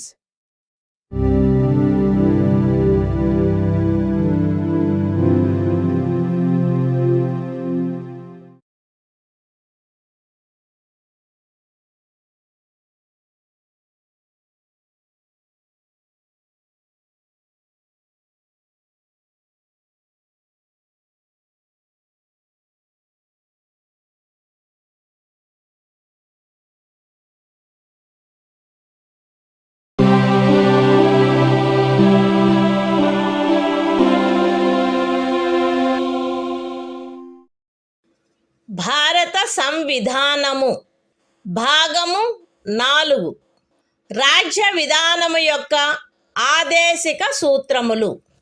Article 46 అనుసూచిత కులముల, అనుసూచిత జనజాతుల మరియు ఇతర బలహీన వర్గముల యొక్క విద్యా విషయక మరియు ఆర్థిక హితములను పెంపొందించుట. ప్రజలలో బలహీన వర్గముల, ప్రత్యేకించి అనుసూచిత కులముల మరియు అనుసూచిత జనజాతుల విద్యా విషయక మరియు ఆర్థిక హితమును రాజ్యము విశేష శ్రద్ధతో పెంపొందించవలెను మరియు సాంఘిక అన్యాయము నుండి సకల విధములగు శోషణల నుండి వారిని రక్షించవలెను. The Constitution of India, Part 4, Directive Principles of State Policy. Article 46.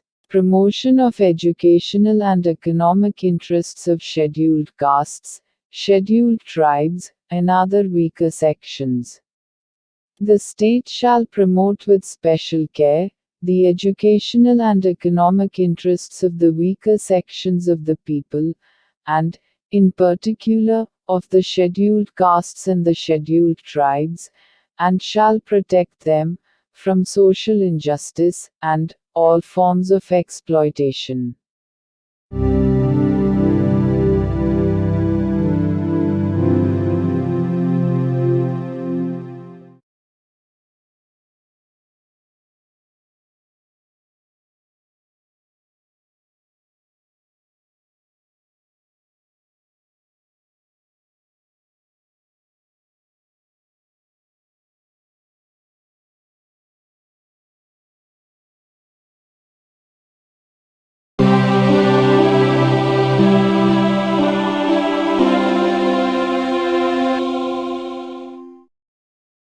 భారత సంవిధానము భాగము 4 రాజ్య విధానము యొక్క ఆదేశిక సూత్రములు.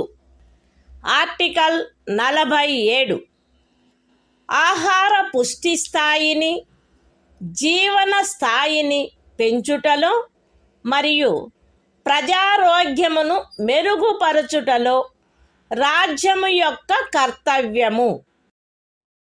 రాజ్యము ప్రజల ఆహార పుష్టి యొక్క స్థాయిని, జీవన స్థాయిని పెంచుట మరియు ప్రజారోగ్యమును మెరుగుపరుచుట తన ప్రాథమిక కర్తవ్యములలోనివిగా పరిగణించవలెను మరియు ప్రత్యేకించి వైద్య ప్రయోజనములకై తప్ప మద్యపానీయములను మరియు ఆరోగ్యమునకు భంగము కలిగించు ఔషధములను సేవించుటను నిషేధించుటకు రాజ్యము ప్రయత్నించవలెను. The Constitution of India, Part 4, Directive Principles of State Policy. Article 47. Duty of the state to raise the level of nutrition and the standard of living, and to improve public health. The state shall regard the raising of the level of nutrition and the standard of living of its people, and the improvement of public health, as among its primary duties, and, in particular, the state shall endeavor to bring about prohibition of the consumption, except for medicinal purposes, of intoxicating drinks and of drugs, which are injurious to health.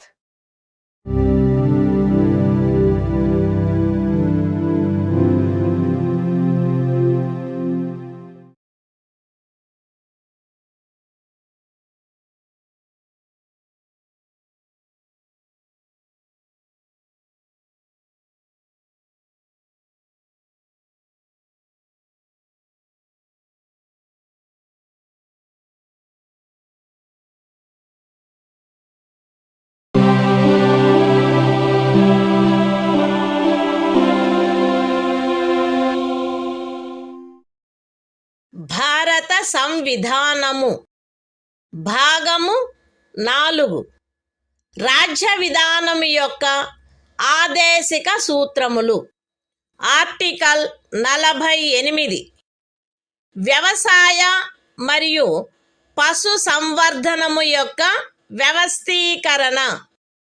రాజ్యము ఆధునిక మరియు శాస్త్రీయ పద్ధతులను అనుసరించి వ్యవసాయమును, పశు సంవర్ధనమును వ్యవస్థీకరించవలెను మరియు ప్రత్యేకించి ఆవుల, దూడల, ఇతర పాడి పశువుల, భారవాహక పశువుల జాతులను పరిరక్షించి మెరుగుపరచుటకును వాటి వధను నిషేధించుటకును రాజ్యము చర్యలను గైగొనవలెను. The Constitution of India, Part 4, Directive Principles of State Policy. Article 48. Organization of Agriculture and Animal Husbandry.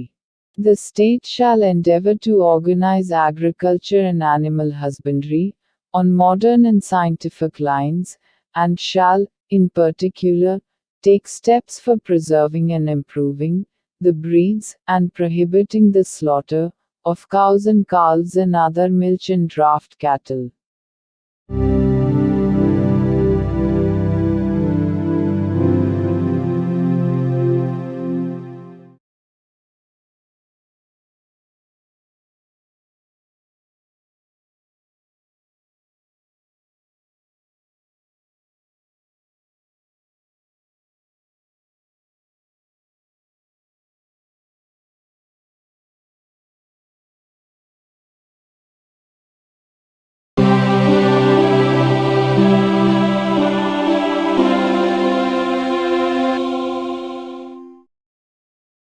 భారత సంవిధానము భాగము 4 రాజ్య విధానము యొక్క ఆదేశిక సూత్రములు.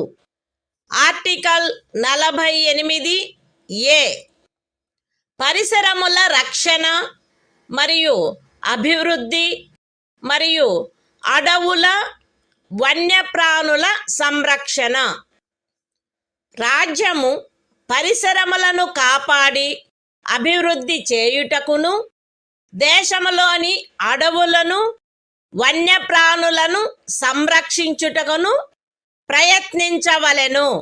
The Constitution of India, Part 4. Directive Principles of State Policy. Article 48A. Protection and improvement of environment, and safeguarding of forests and wildlife. The state shall endeavor to protect and improve the environment, and to safeguard the forests and wildlife of the country.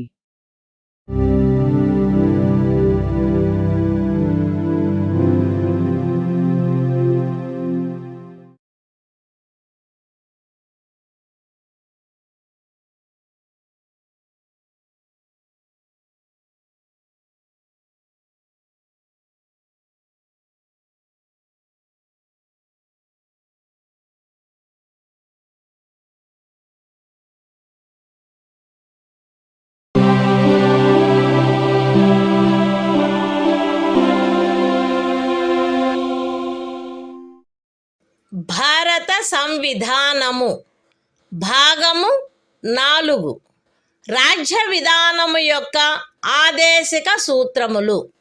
Article 49 జాతీయ ప్రాముఖ్యము గల స్మారక చిహ్నములను రక్షించుట. Parliament చేయబడిన శాసనము ద్వారా గాని లేదా దాని క్రింద గాని జాతీయ ప్రాముఖ్యము గలవని ప్రఖ్యానించబడిన కళాత్మక లేక ఐతిహాసిక ప్రయోజనము గల ప్రతి ఒక్క స్మారక చిహ్నమును లేక స్థలమును లేక వస్తువును సందర్భానుసారముగా కొల్లగొట్టుట, విరూపణము, వినాశనము, తొలగింపు, వ్యయనము లేక ఎగుమతి చేయుట నుండి రక్షించుట రాజ్యము యొక్క బాధ్యత అయ్యుండును. The Constitution of India, Part 4. Directive Principles of State Policy. Article 49. Protection of monuments and places and objects of national importance. It shall be the obligation of the state to protect every monument, or place, or object of artistic or historic interest, declared by or under law made by Parliament to be of national importance, from spoliation, disfigurement, destruction, removal, disposal or export, as the case may be.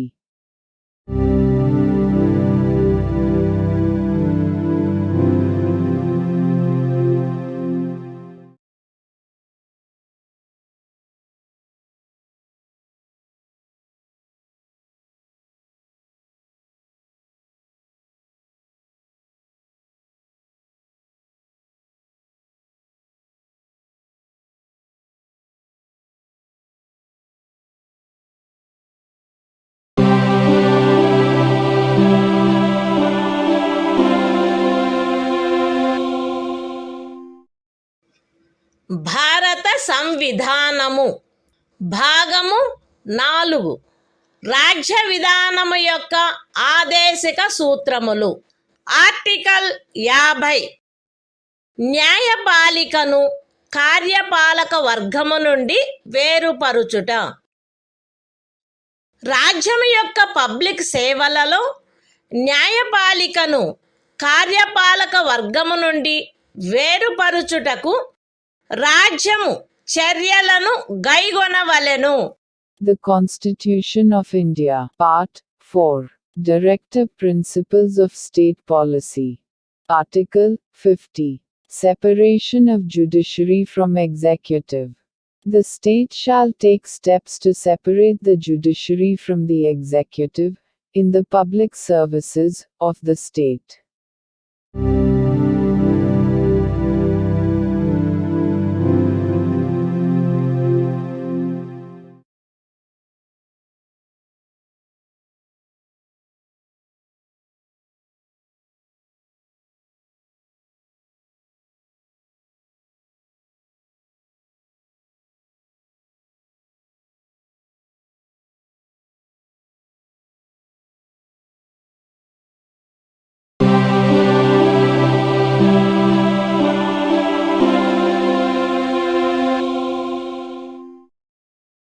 భారత సంవిధానము భాగము 4 రాజ్య విధానము యొక్క ఆదేశిక సూత్రములు. Article 51 అంతర్జాతీయ శాంతి భద్రతలను పెంపొందించుట. రాజ్యము ఈ క్రింది వాటికై ప్రయత్నించవలెను: అంతర్జాతీయ శాంతి భద్రతలను పెంపొందించుట, జాతుల మధ్య న్యాయమైన మరియు గౌరవప్రదమైన సంబంధములను నెలకొల్పుట, సువ్యవస్థిత ప్రజానీకముల పరస్పర వ్యవహారములందు అంతర్జాతీయ శాసనము పట్ల, సంధి బాధ్యతల పట్ల గౌరవమును పెంపొందించుట మరియు అంతర్జాతీయ వివాదముల పరిష్కారము మధ్యవర్తిత్వము ద్వారా జరుగుటను ప్రోత్సహించుట. The Constitution of India, Part 4, Directive Principles of State Policy.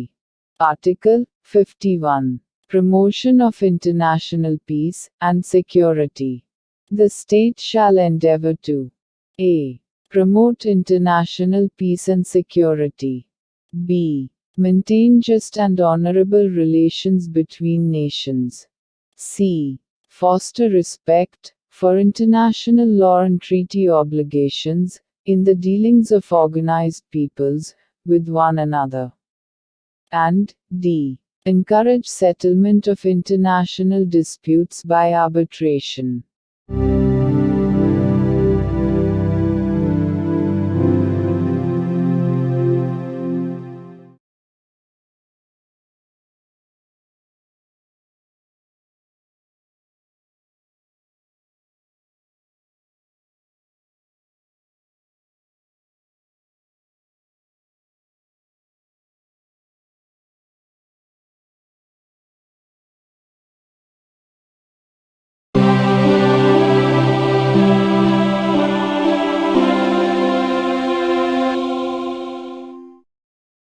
భారత సంవిధానము భాగము 4A మౌలిక కర్తవ్యములు. ఆర్టికల్ 51A ప్రతి భారత పౌరునికి సంవిధానమునకు కట్టుబడి ఉండుట మరియు దాని ఆదర్శములను, సంస్థలను, జాతీయ పతాకమును, జాతీయ గీతమును గౌరవించుట, జాతీయ స్వాతంత్ర పోరాటమునకు స్ఫూర్తినిచ్చిన ఉన్నతాదర్శములను జ్ఞప్తి అందించుకొని వాటిని పాటించుట, భారతదేశ సార్వభౌమతను, ఐక్యతను మరియు అఖండతను సమర్థించి కాపాడుట, దేశమును రక్షించుట మరియు కోరినప్పుడు జాతీయ సేవ చేయుట, భారత ప్రజలందరి మధ్య మత, భాష మరియు ప్రాంతము లేక వర్గ వైవిధ్యముల అధిగమించి సామరస్యమును, సోదర భావమును పెంపొందించుట మరియు స్త్రీల గౌరవమును న్యూనపరుచు ఆచారములను విడనాడుట, మన సమ్మిశ్ర సంస్కృతి యొక్క సుసంపన్న సాంప్రదాయమును గౌరవించి పరిరక్షించుట, అడవులు, సరస్సులు, నదులు మరియు వన్యప్రాణులతో సహా ప్రకృతి సిద్ధమైన పరిసరములను కాపాడి అభివృద్ధి చేయుట, మరియు ప్రాణికోటి పట్ల కరుణను కలిగియుండుట, వైజ్ఞానిక దృక్పథమును, మానవతావాదమును, జిజ్ఞాసను మరియు సంస్కరణా శక్తిని పెంపొందించుకొనుట, పబ్లిక్ ఆస్తిని సంరక్షించుట మరియు హింసను విడనాడుట, దేశ ప్రజల కృషి మరియు సాధనముల ఉన్నత స్థాయిలను నిరంతరం అందుకొనున్నట్లుగా వ్యష్టి మరియు సమష్టి కార్యరంగములన్నింటిలో శ్రేష్టతకై పాటుపడుట, తల్లి, తండ్రి లేక సంరక్షకుడు 6 మరియు 14 సంవత్సరముల మధ్య వయసు కలిగిన తమ పిల్లలకు లేక పోషితునికి విద్యావకాశములను కలగచేయుట కర్తవ్యమై ఉండవలెను. The Constitution of India, Part 4A. Fundamental Duties. Article 51A. Fundamental Duties. It shall be the duty of every citizen of India to abide by the Constitution and respect its ideals and institutions, the national flag and the national anthem. B. To cherish and follow the noble ideals which inspired our national struggle for freedom. C. To uphold and protect the sovereignty, unity and integrity of India. D. To defend the country and render national service when called upon to do so. A. To promote harmony and the spirit of common brotherhood amongst all the people of India, transcending religious, linguistic and regional or sectional diversities. To renounce practices derogatory to the dignity of women. F.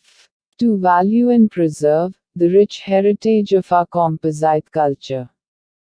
G. To protect and improve the natural environment, including forests, lakes, rivers and wildlife, and to have compassion for living creatures. H. To develop the scientific temper, humanism, and the spirit of inquiry and reform.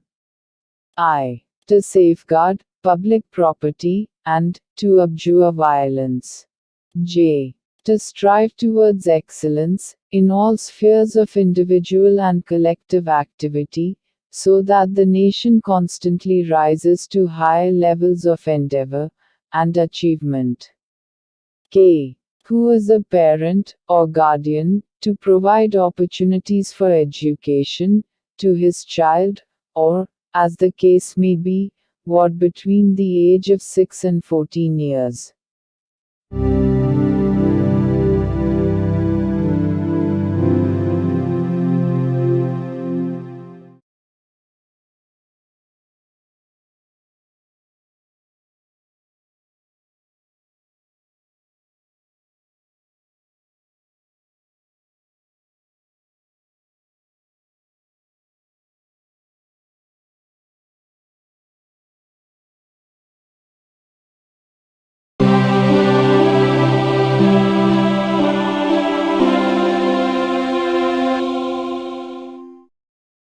భారత సంవిధానము భాగము 5 సంఘము అధ్యాయం 1 కార్యపాలక వర్గము రాష్ట్రపతి మరియు ఉపరాష్ట్రపతి article 52 భారత రాష్ట్రపతి భారతదేశమునకు ఒక రాష్ట్రపతి ఉండవలెను. The Constitution of India, Part 5, The Union.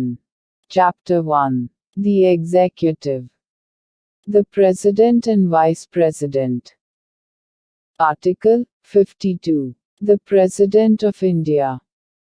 There shall be a President of India.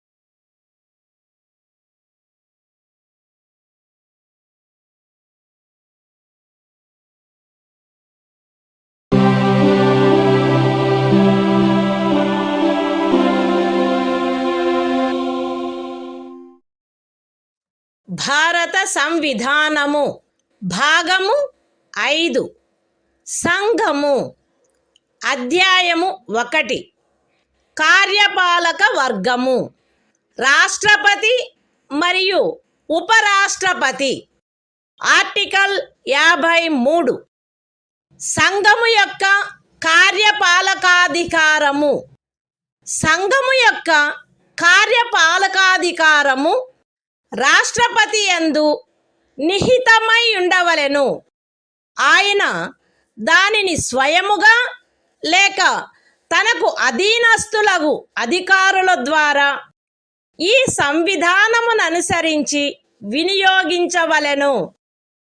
పూర్వగామి నిబంధన యొక్క సాధారణతకు భంగము కలగకుండా సంఘము యొక్క రక్షణ బలములపై సర్వాధిపత్యము రాష్ట్రపతి యందు నిహితమై ఉండవలెను మరియు దాని వినియోగము శాసనము ద్వారా క్రమబద్ధము చేయబడవలెను.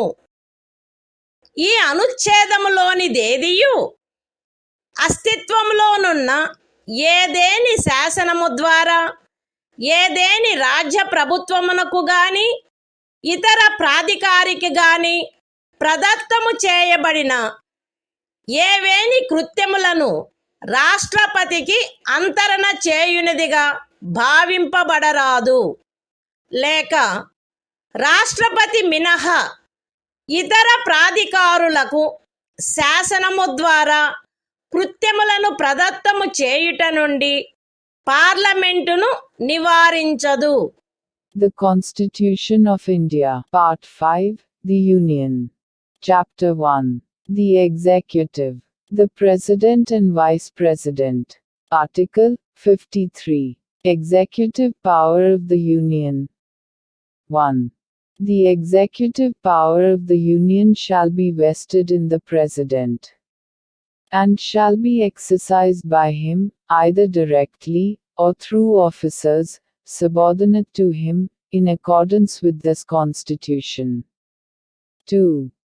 Without prejudice to the generality of the foregoing provision, the supreme command of the defense forces of the Union shall be vested in the President, and the exercise thereof shall be regulated by law. 3. Nothing in this article shall be deemed to transfer to the President any functions conferred by any existing law on the government of any state, or other authority, or prevent Parliament from conferring by law functions on authorities other than the President.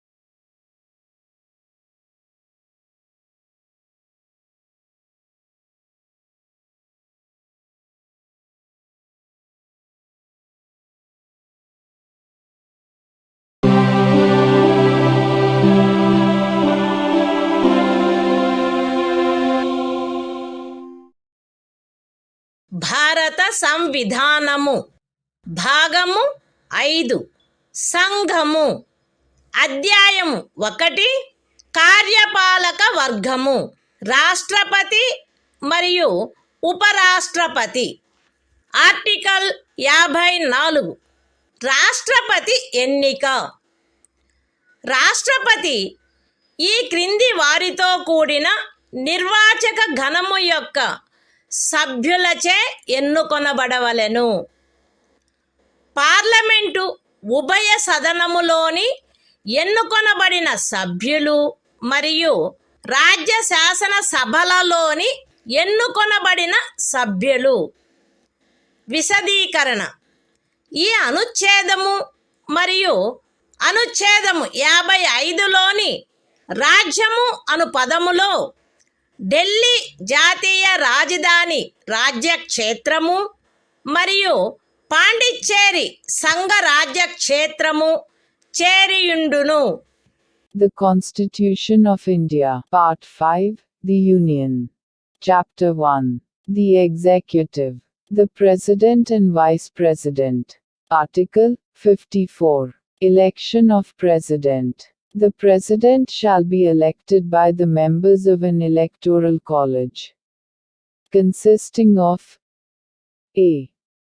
the elected members of both Houses of Parliament, and b. the elected members of the legislative assemblies of the states. Explanation.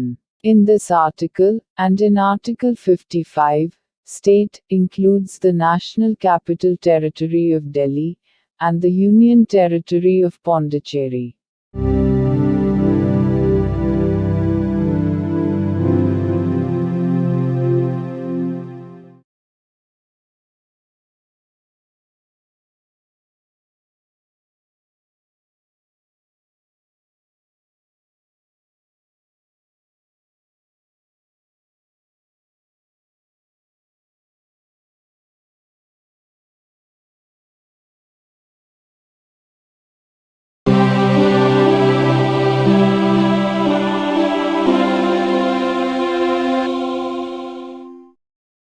భారత సంవిధానము భాగము 5 సంఘము అధ్యాయము 1 కార్యపాలక వర్గము రాష్ట్రపతి మరియు ఉపరాష్ట్రపతి.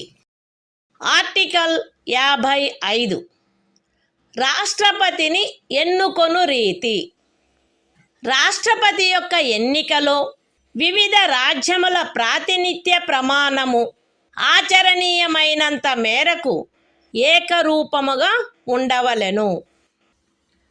రాజ్యముల మధ్య అట్టి ఏకరూపతను చేకూర్చుటకుగాను మరియు మొత్తము రాజ్యములకును సంఘమునకును మధ్య సమత్వమును చేకూర్చుటకుగాను అట్టి ఎన్నికలో పార్లమెంటులోని మరియు ప్రతి రాజ్య శాసనసభలోని ఎన్నుకొనబడిన ప్రతి సభ్యుడు ఇచ్చుటకు హక్కు కలిగియున్న ఓట్ల సంఖ్యను ఈ క్రింది రీతిగా నిర్ధారణ చేయవలెను.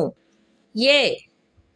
రాజ్యం యొక్క జనసంఖ్యను ఆ రాజ్య శాసనసభలోని ఎన్నుకొనబడిన మొత్తము సభ్యుల సంఖ్యతో భాగించగా వచ్చు భాగఫలములో 1000 యొక్క గుణిజములు ఎన్నియుండునో అన్ని ఓట్లను రాజ్య శాసనసభకు ఎన్నుకొనబడిన ప్రతి సభ్యుడు కలిగి ఉండవలెను. బి. 1000 యొక్క సదరు గుణిజములను లెక్కించిన పిమ్మట శేషము 500కు తగ్గనిచో ఉపఖండము ఏలో నిర్దేశింపబడిన ప్రతి సభ్యునకు గల ఓట్ల సంఖ్యకు అదనముగా 1 ఓటును చేర్చవలెను. సి. ఉపఖండములు ఏ మరియు బిల క్రింద రాజ్య శాసనసభలోని సభ్యులకు నియతమైన ఓట్ల మొత్తపు సంఖ్యను పార్లమెంటు ఉభయ సదనములో ఎన్నుకొనబడిన సభ్యుల మొత్తము సంఖ్యతో భాగించగా ఏ సంఖ్య వచ్చునో అన్ని ఓట్లను పార్లమెంటు ఉభయ సదనములోని ఎన్నుకోబడిన ప్రతి సభ్యుడు కలిగి ఉండవలెను. సగమునకు మించిన భిన్నమును 1గా పరిగణించవలెను. ఇతర భిన్నములను ఉపేక్షించవలెను.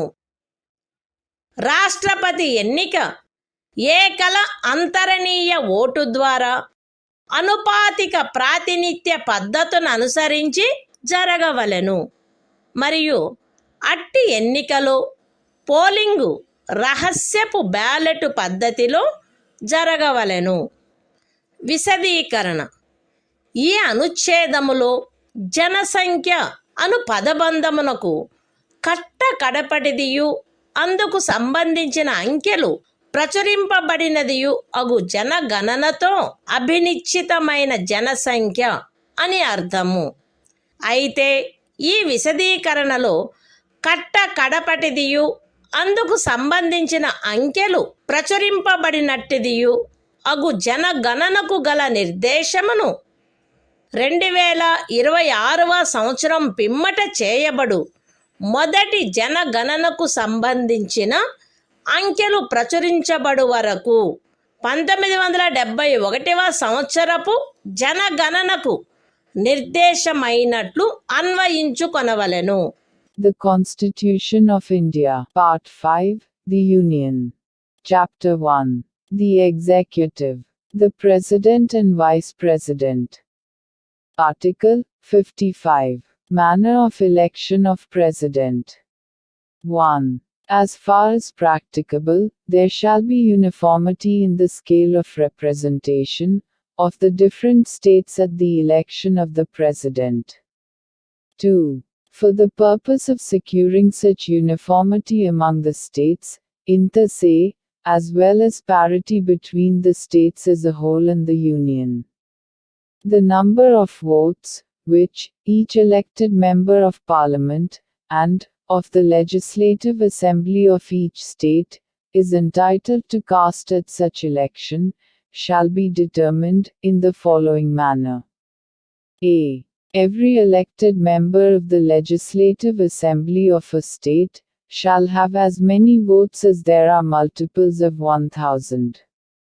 In the quotient obtained by dividing the population of the state by the total number of the elected members of the Assembly. B. If, after taking the said multiples of 1,000, the remainder is not less than 500, then the vote of each member referred to in subclause A shall be further increased by 1. C. Each elected member of either House of Parliament shall have such number of votes as may be obtained by dividing the total number of votes assigned to the members of the legislative assemblies of the states, under subclauses A and B, by the total number of the elected members of both Houses of Parliament. Fractions exceeding 1/2 being counted as one and other fractions being disregarded. 3. The election of the President shall be held in accordance with the system of proportional representation, by means of the single transferable vote, and the voting at such election shall be by secret ballot. Explanation. In this article, the expression population means the population as ascertained at the last preceding census, of which the relevant figures have been published. Provided that the reference in this explanation to the last preceding census, of which the relevant figures have been published shall, until the relevant figures for the first census taken after the year 2026 have been published, be construed as a reference to the 1971 census.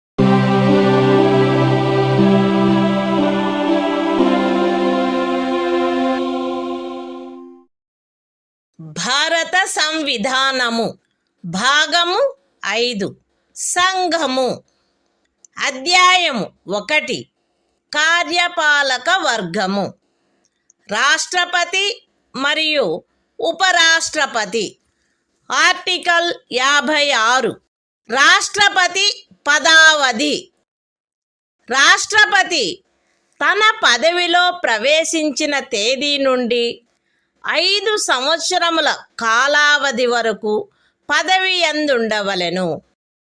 అయితే రాష్ట్రపతి తన చేవ్రాలుతో ఉపరాష్ట్రపతికి లేఖ రాయుట ద్వారా తన పదవికి రాజీనామా ఇవ్వవచ్చును.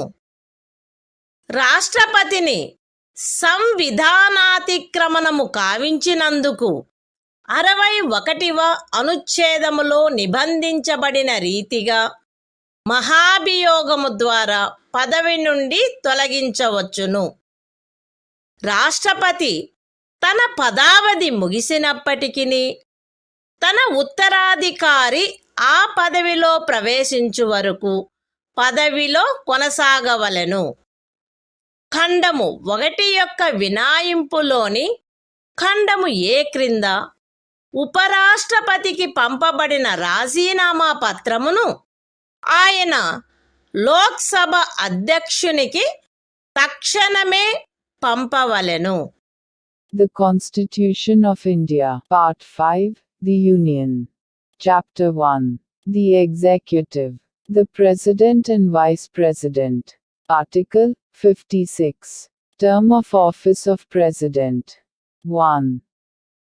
The President shall hold office for a term of 5 years, from the date on which he enters upon his office. Provided that a. The President may, by writing under his hand addressed to the Vice President, resign his office. b. The President may, for violation of the Constitution, be removed from office by impeachment in the manner provided in Article 61. c. The President shall, notwithstanding the expiration of his term, continue to hold office, until his successor enters upon his office.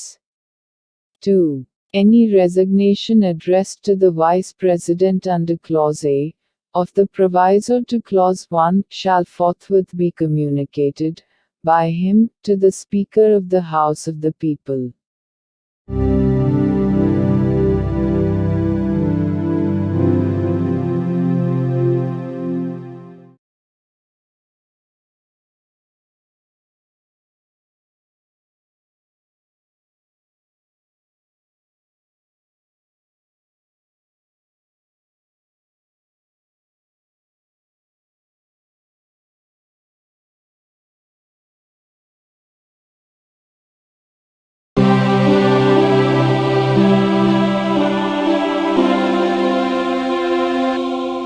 పదవియందుండిన ఏ వ్యక్తి అయినను ఈ సంవిధానములోని ఇతర నిబంధనలకు అత్యధీనమై ఆ పదవికి తిరిగి ఎన్నుకొనబడుటకు పాత్రుడై ఉండును.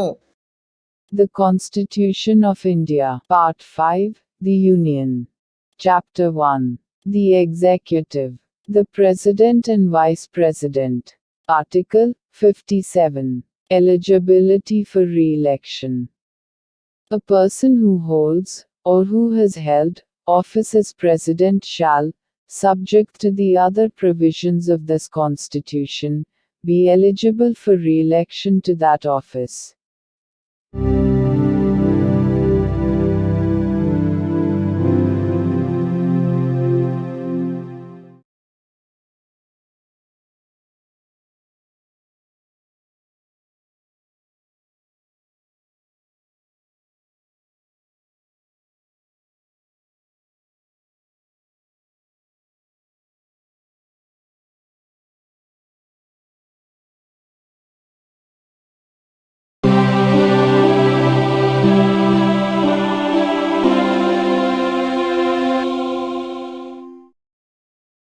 భారత సంవిధానము భాగము 5 సంఘము అధ్యాయము 1 కార్యపాలక వర్గము రాష్ట్రపతి మరియు ఉపరాష్ట్రపతి.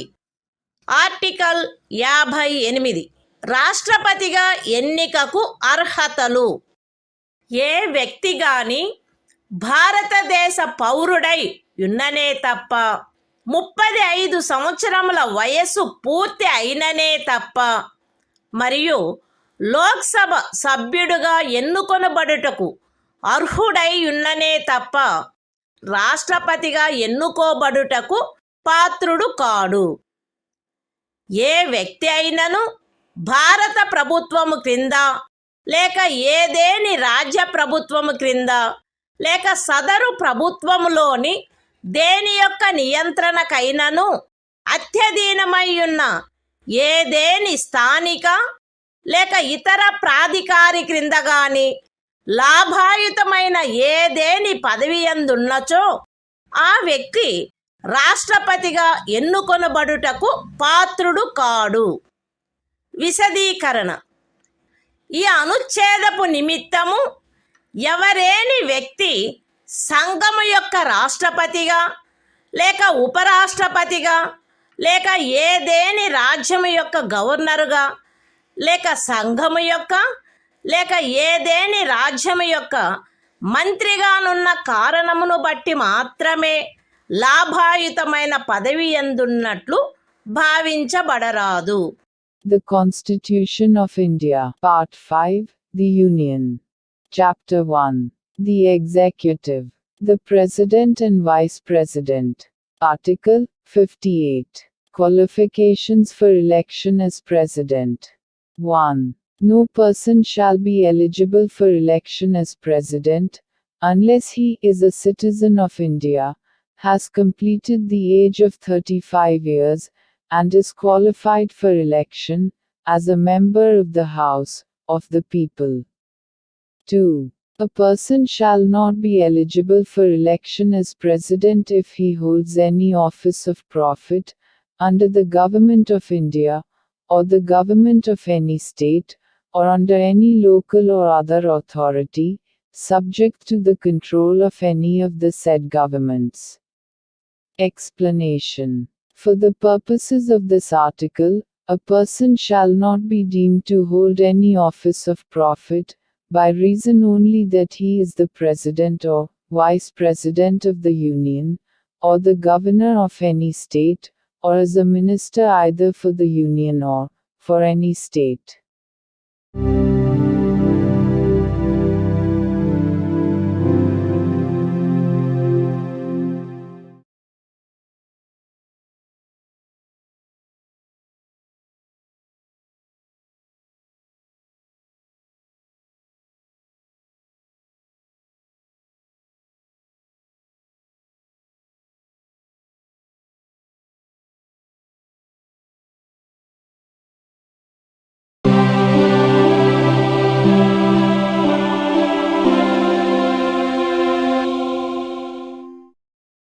భారత సంవిధానము భాగము 5 సంఘము అధ్యాయము 1 కార్యపాలక వర్గము రాష్ట్రపతి మరియు ఉపరాష్ట్రపతి.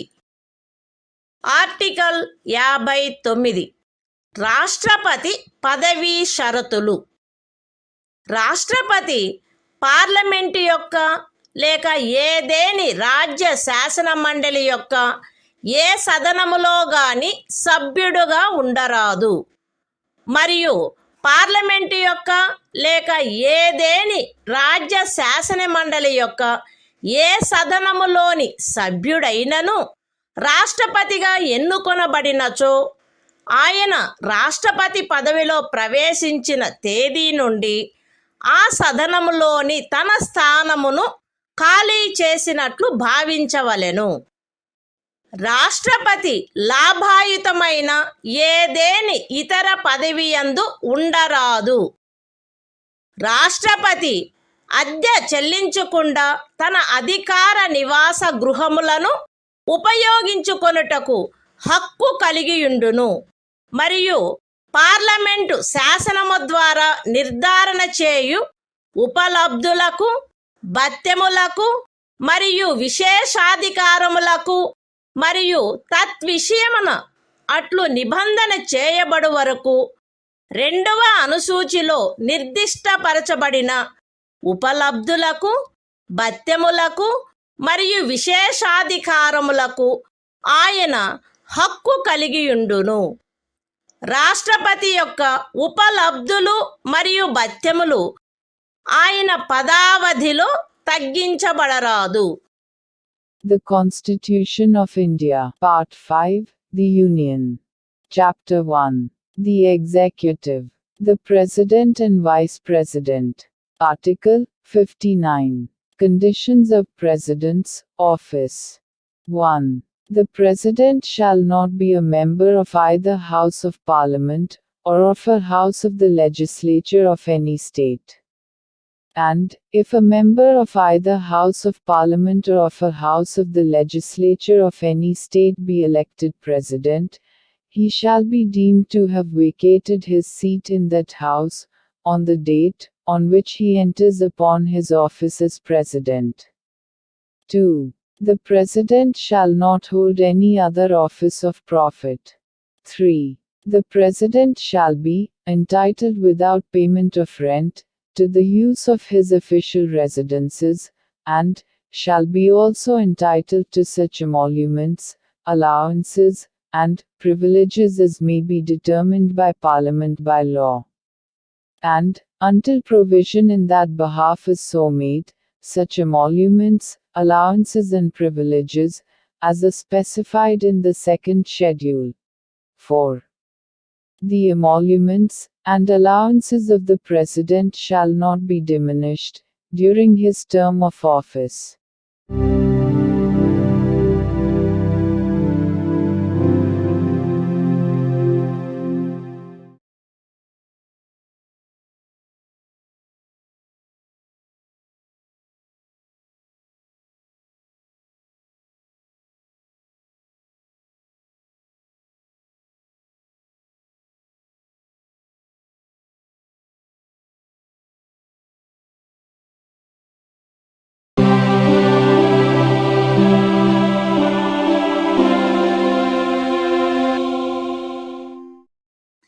భారత సంవిధానము భాగము 5 సంఘము అధ్యాయము 1 కార్యపాలక వర్గము రాష్ట్రపతి మరియు ఉపరాష్ట్రపతి ఆర్టికల్ 60 రాష్ట్రపతిచే ప్రమాణము లేక ప్రతిజ్ఞ ప్రతి రాష్ట్రపతి మరియు రాష్ట్రపతిగా వ్యవహరించు లేక రాష్ట్రపతి కృత్యములను నిర్వహించు ప్రతి వ్యక్తి తన పదవిలో ప్రవేశించుటకు పూర్వము భారతదేశ ముఖ్య న్యాయమూర్తి సమక్షమున లేక ఆయన హాజరు లేనప్పుడు సర్వోన్నత న్యాయస్థాన న్యాయాధీశులలో అందుబాటులోనున్న వారిలో అందరికంటే సీనియర్ న్యాయాధీశుని సమక్షమున గాని ఈ క్రింది రూపములో ప్రమాణము లేక ప్రతిజ్ఞ చేసి దానిపై చేవ్రాలు చేయవలెను. ఏబి అను నేను భారతదేశ రాష్ట్రపతి పదవిని శ్రద్ధాపూర్వకముగా నిర్వహింతుననియు లేక రాష్ట్రపతి యొక్క కృత్యములను శ్రద్ధాపూర్వకముగా నిర్వహింతుననియు నా సంపూర్ణ సామర్థ్యము మేరకు సంవిధానమును మరియు శాసనమును పరిరక్షించి సంరక్షించి రక్షింతుననియు భారతదేశ ప్రజల సేవయందును వారి క్షేమమునందును నిరతుడునయ్యదననియు దైవ సాక్షిగా ప్రమాణము చేయుచున్నాను. సత్యనిష్టతో ప్రతిజ్ఞ చేయుచున్నాను. The Constitution of India, Part 5, The Union. Chapter 1. The Executive. The President and Vice President.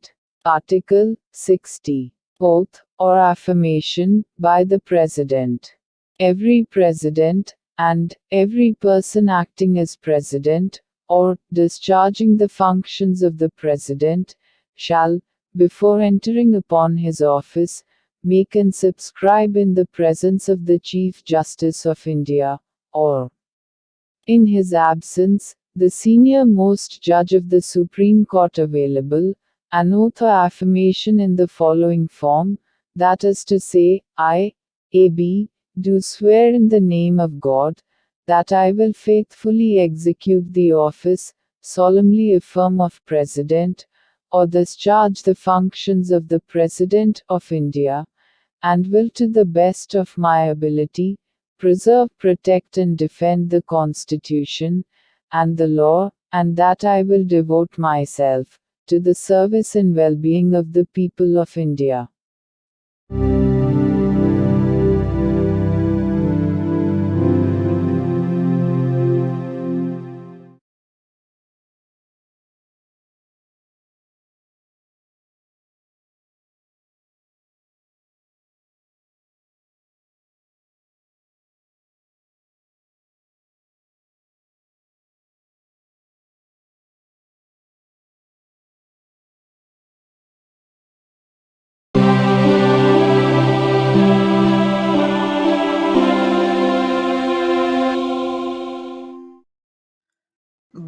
భారత సంవిధానము.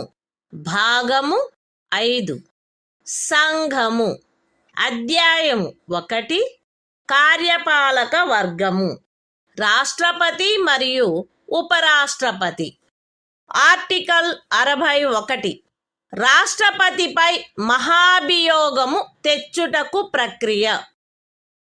సంవిధానాతిక్రమణము కావించినాడని రాష్ట్రపతిపై మహాభియోగము జరపబడవలసినప్పుడు పార్లమెంటు యొక్క ఏ సదనము చేనైనను ఆరోపణ చేయబడవలెను.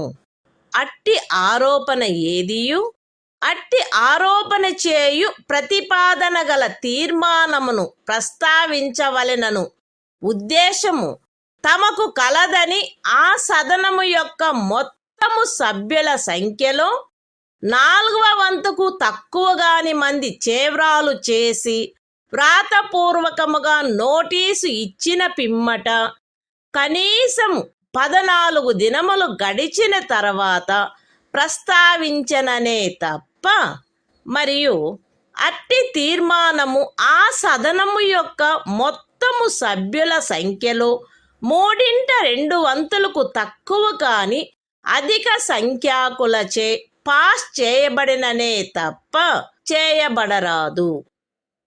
పార్లమెంటు యొక్క ఏ సదనమైనను అట్లు ఆరోపణ చేసినప్పుడు 2వ సదనము ఆ ఆరోపణను దర్యాప్తు చేయవలెను లేక దర్యాప్తు చేయించవలెను. మరియు అట్టి దర్యాప్తు జరుగునప్పుడు హాజరగుటకును ప్రతినిధిని పంపుటకును రాష్ట్రపతికి హక్కు ఉండును. దర్యాప్తు ఫలితముగా రాష్ట్రపతిపై చేయబడిన ఆరోపణ స్థిరపడినదని ప్రఖ్యానించు తీర్మానము ఆ ఆరోపణను దర్యాప్తు చేసిన లేక చేయించిన సదనము యొక్క సభ్యుల మొత్తము సంఖ్యలో 3/2 తక్కువ కాని అధిక సంఖ్యాకులచే ఆమోదించబడినచో అట్లు ఆమోదించబడిన తేదీ నుండి ఆ తీర్మానము రాష్ట్రపతిని పదవి నుండి తొలగించు ప్రభావము కలిగియుండును. The Constitution of India. Part 5. The Union. Chapter 1. The Executive. The President and Vice President. Article 61. Procedure for impeachment of the President. 1. When a President is to be impeached for violation of the Constitution, the charge shall be preferred by either House of Parliament.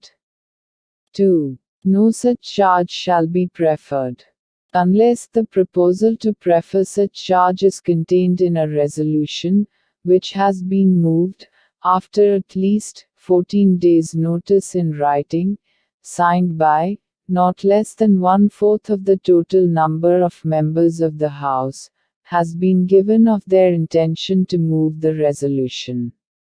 And such resolution has been passed by a majority of not less than 2/3 of the total membership of the House. 3.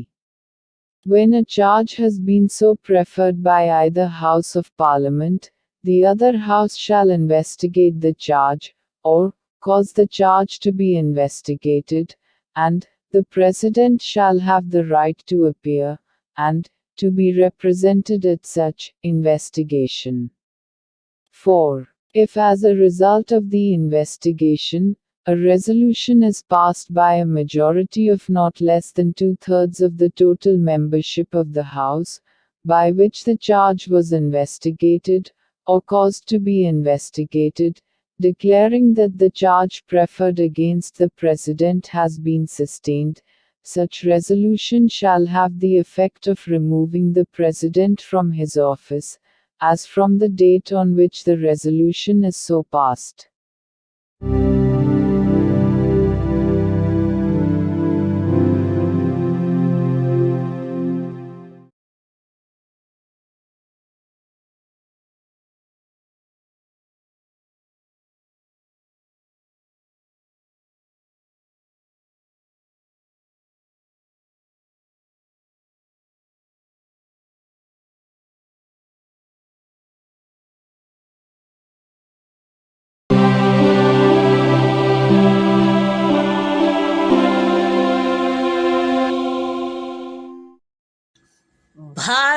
సంవిధానము భాగము 5 సంఘము.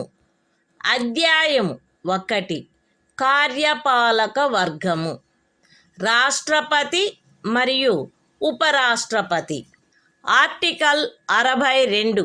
రాష్ట్రపతి పదవి ఖాళీ అయినప్పుడు దానిని పూరించుటకు ఎన్నిక జరపవలసిన కాలము మరియు ఆకస్మికముగా ఏర్పడిన ఖాళీని పూరించుటకు ఎన్నుకొనబడు వ్యక్తి యొక్క పదావధి. రాష్ట్రపతి యొక్క పదావధి ముగియుటచే ఏర్పడు ఖాళీని పూరించుటకు జరగవలసిన ఎన్నిక ఆ పదావధి ముగియుటకు పూర్వమే పూర్తి చేయబడవలెను. మరణము, రాజీనామా లేక తొలగింపు కారణముగా లేక అన్యదా రాష్ట్రపతి పదవియందు ఏర్పడిన ఖాళీని పూరించుటకు జరగవలసిన ఎన్నిక ఆ ఖాళీ ఏర్పడిన తర్వాత సాధ్యమైనంత త్వరితముగాను ఎట్టి సందర్భంలోనూ ఖాళీ ఏర్పడిన తేదీ నుండి 6 మాసములు దాటకుండగను జరపబడవలెను. మరియు ఆ ఖాళీని పూరించుటకు ఎన్నుకొనబడిన వ్యక్తి 56వ అనుచ్ఛేదము యొక్క నిబంధనలకు అత్యధీనమై తాను పదవిలో ప్రవేశించిన తేదీ నుండి 5 సంవత్సరముల సంపూర్ణ కాలావధి వరకు పదవియందుండుటకు హక్కు కలిగియుండును. The Constitution of India, Part 5, The Union. Chapter 1. The Executive.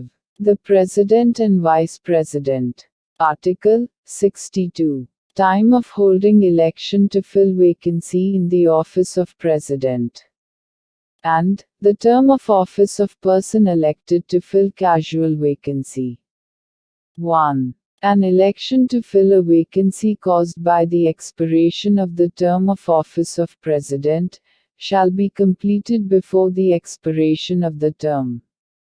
2. An election to fill a vacancy in the office of President, occurring by reason of his death, resignation or removal, or otherwise shall be held as soon as possible, after, and in no case later than 6 months from, the date of occurrence of the vacancy. And, the person elected to fill the vacancy shall, subject to the provisions of Article 56, be entitled to hold office for the full term of 5 years, from the date on which he enters upon his office.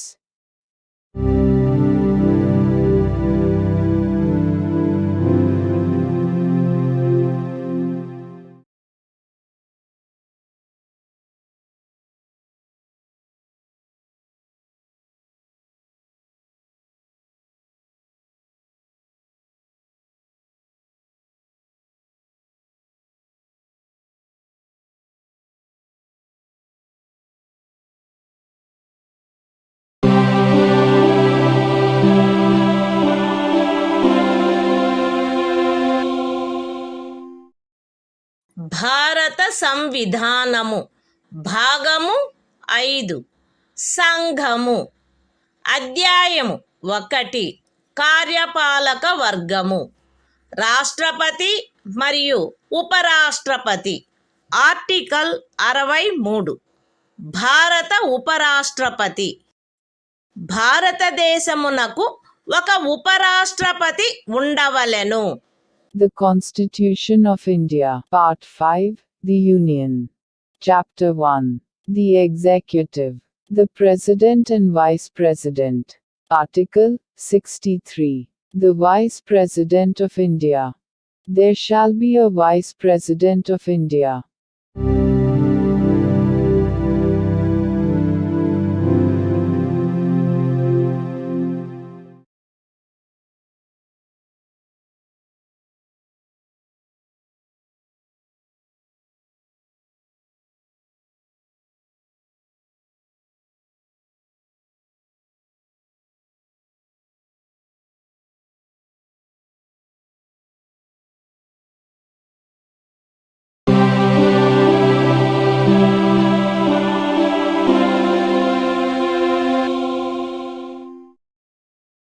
భారత సంవిధానము భాగము 5 సంఘము.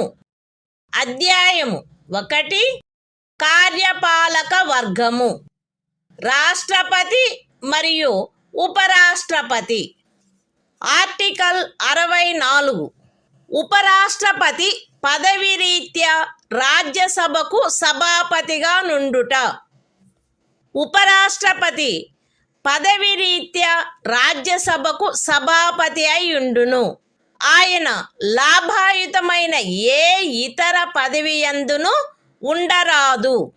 అయితే ఉపరాష్ట్రపతి 65వ అనుచ్ఛేదము క్రింద రాష్ట్రపతిగా వ్యవహరించు లేక రాష్ట్రపతి యొక్క కృత్యములను నిర్వహించు ఏ కాలావధిలోనైనను ఆయన రాజ్యసభ యొక్క సభాపతి పదవికి చెందిన కర్తవ్యములను నిర్వర్తించరాదు. మరియు 97వ అనుచ్ఛేదము క్రింద రాజ్యసభ యొక్క సభాపతికి చెల్లించబడదగు ఎట్టి జీతమునకు లేక భత్యమునకు ఆయన హక్కు కలిగియుండడు. The Constitution of India, Part 5, The Union. Chapter 1. The Executive. The President and Vice President. Article 64. The Vice President, to be, ex officio Chairman of the Council of States. The Vice President shall be, ex officio Chairman of the Council of the States, and shall not hold any other office of profit, provided that, during any period, when the Vice President acts as President, or discharges the functions of the President under Article 65, he shall not perform the duties of the office of Chairman of the Council of States, and shall not be entitled to any salary or allowance payable to the Chairman of the Council of States, under Article 97.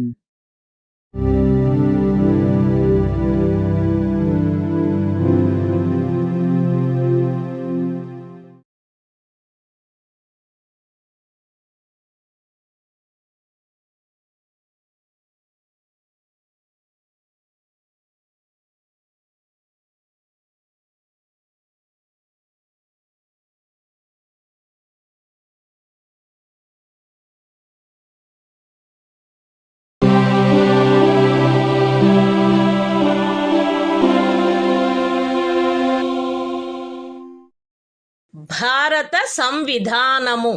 భాగము 5 సంఘము. అధ్యాయము 1 కార్యపాలక వర్గము. రాష్ట్రపతి మరియు ఉపరాష్ట్రపతి. Article 65. రాష్ట్రపతి పదవిలో ఆకస్మిక ఖాళీ ఏర్పడినప్పుడు, రాష్ట్రపతి హాజరు లేనప్పుడును ఉపరాష్ట్రపతి రాష్ట్రపతిగా వ్యవహరించుట లేక ఆయన కృత్యములను నిర్వహించుట.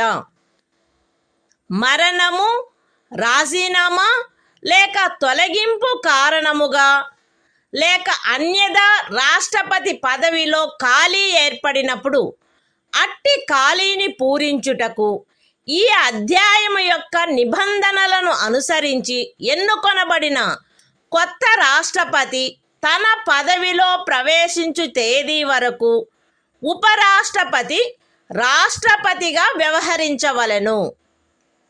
రాష్ట్రపతి హాజరులో లేకుండుట, అస్వస్థత లేక మరేదేని కారణము వలన తన కృత్యములను నిర్వహించజాలని ఎడల ఆయన తన కర్తవ్యములను తిరిగి చేపట్టు తేదీ వరకు ఉపరాష్ట్రపతి రాష్ట్రపతి కృత్యములను నిర్వహించవలెను.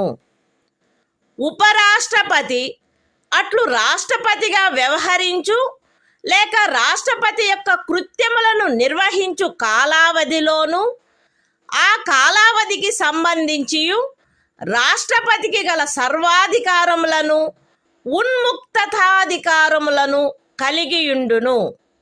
పార్లమెంటు శాసనము ద్వారా నిర్ధారణ చేయు ఉపలబ్ధులకు, భత్యములకు మరియు విశేషాధికారములకు మరియు అట్లు నిబంధన చేయబడు వరకు 2వ అనుసూచిలో నిర్దిష్టపరచబడిన ఉపలబ్ధులకు, భత్యములకు మరియు విశేషాధికారములకు ఆయన హక్కు కలిగియుండును. The Constitution of India, Part 5, The Union. Chapter 1. The Executive. The President and Vice President. Article 65.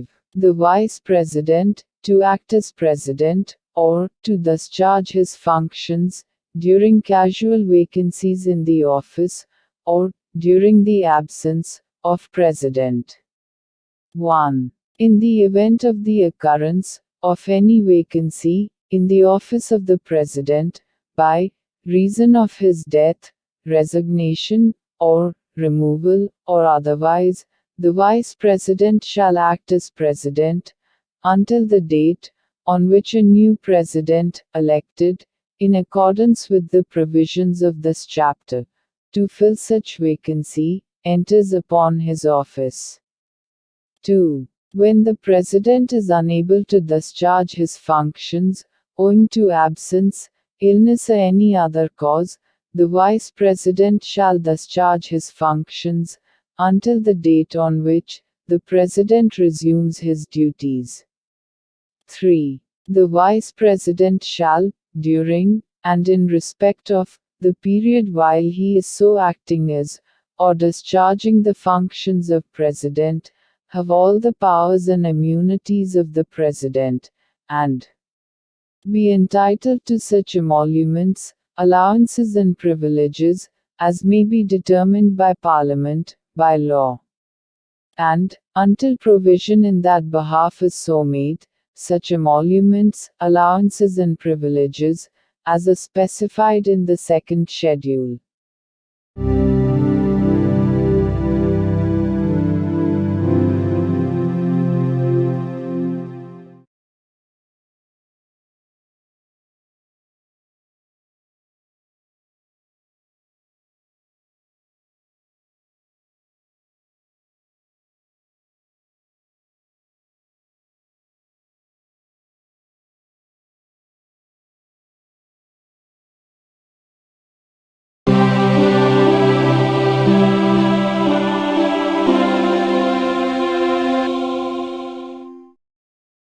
భారత సంవిధానము భాగము 5 సంఘము అధ్యాయము 1 కార్యపాలక వర్గము రాష్ట్రపతి మరియు ఉపరాష్ట్రపతి. ఆర్టికల్ 66 ఉపరాష్ట్రపతి ఎన్నిక. ఉపరాష్ట్రపతి పార్లమెంటు ఉభయ సదనముల సభ్యులతో కూడిన నిర్వాచక గణము యొక్క సభ్యులచే ఏకల అంతరణీయ ఓటు ద్వారా అనుపాతిక ప్రాతినిధ్య పద్ధతిని అనుసరించి ఎన్నుకొనబడవలెను మరియు అట్టి ఎన్నికలలో ఓటింగు రహస్యపు బ్యాలెట్ పద్ధతిని జరగవలెను.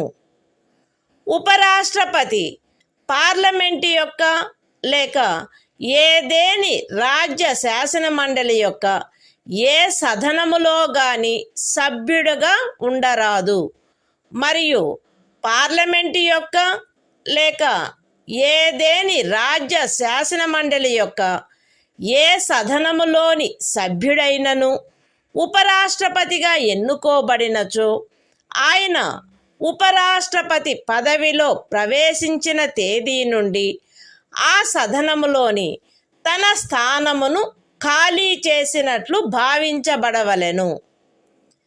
ఏ వ్యక్తి గాని ఆయన భారతదేశ పౌరుడై ఉన్ననే తప్ప ఆయనకు 35 సంవత్సరముల వయస్సు పూర్తి అయిననే తప్ప మరియు ఆయన రాజ్యసభ సభ్యుడుగా ఎన్నుకొనబడుటకు అర్హుడై ఉన్ననే తప్ప ఉపరాష్ట్రపతిగా ఎన్నుకొనబడుటకు పాత్రుడు కాడు.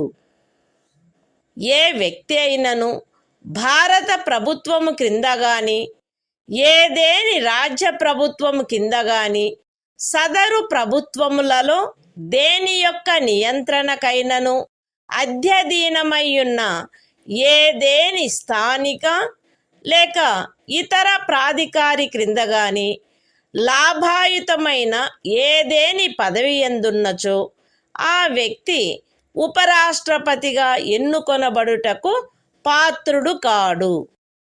విశదీకరణ: ఈ అనుచ్ఛేదపు నిమిత్తము ఎవరేని వ్యక్తి సంఘము యొక్క రాష్ట్రపతిగా లేక ఉపరాష్ట్రపతిగా లేక ఏదేని రాజ్యము యొక్క గవర్నరుగా లేక సంఘము యొక్క లేక ఏదేని రాజ్యము యొక్క మంత్రిగా ఉన్న కారణమును బట్టి మాత్రమే లాభాయుతమైన పదవి ఎందున్నట్లు భావించరాదు.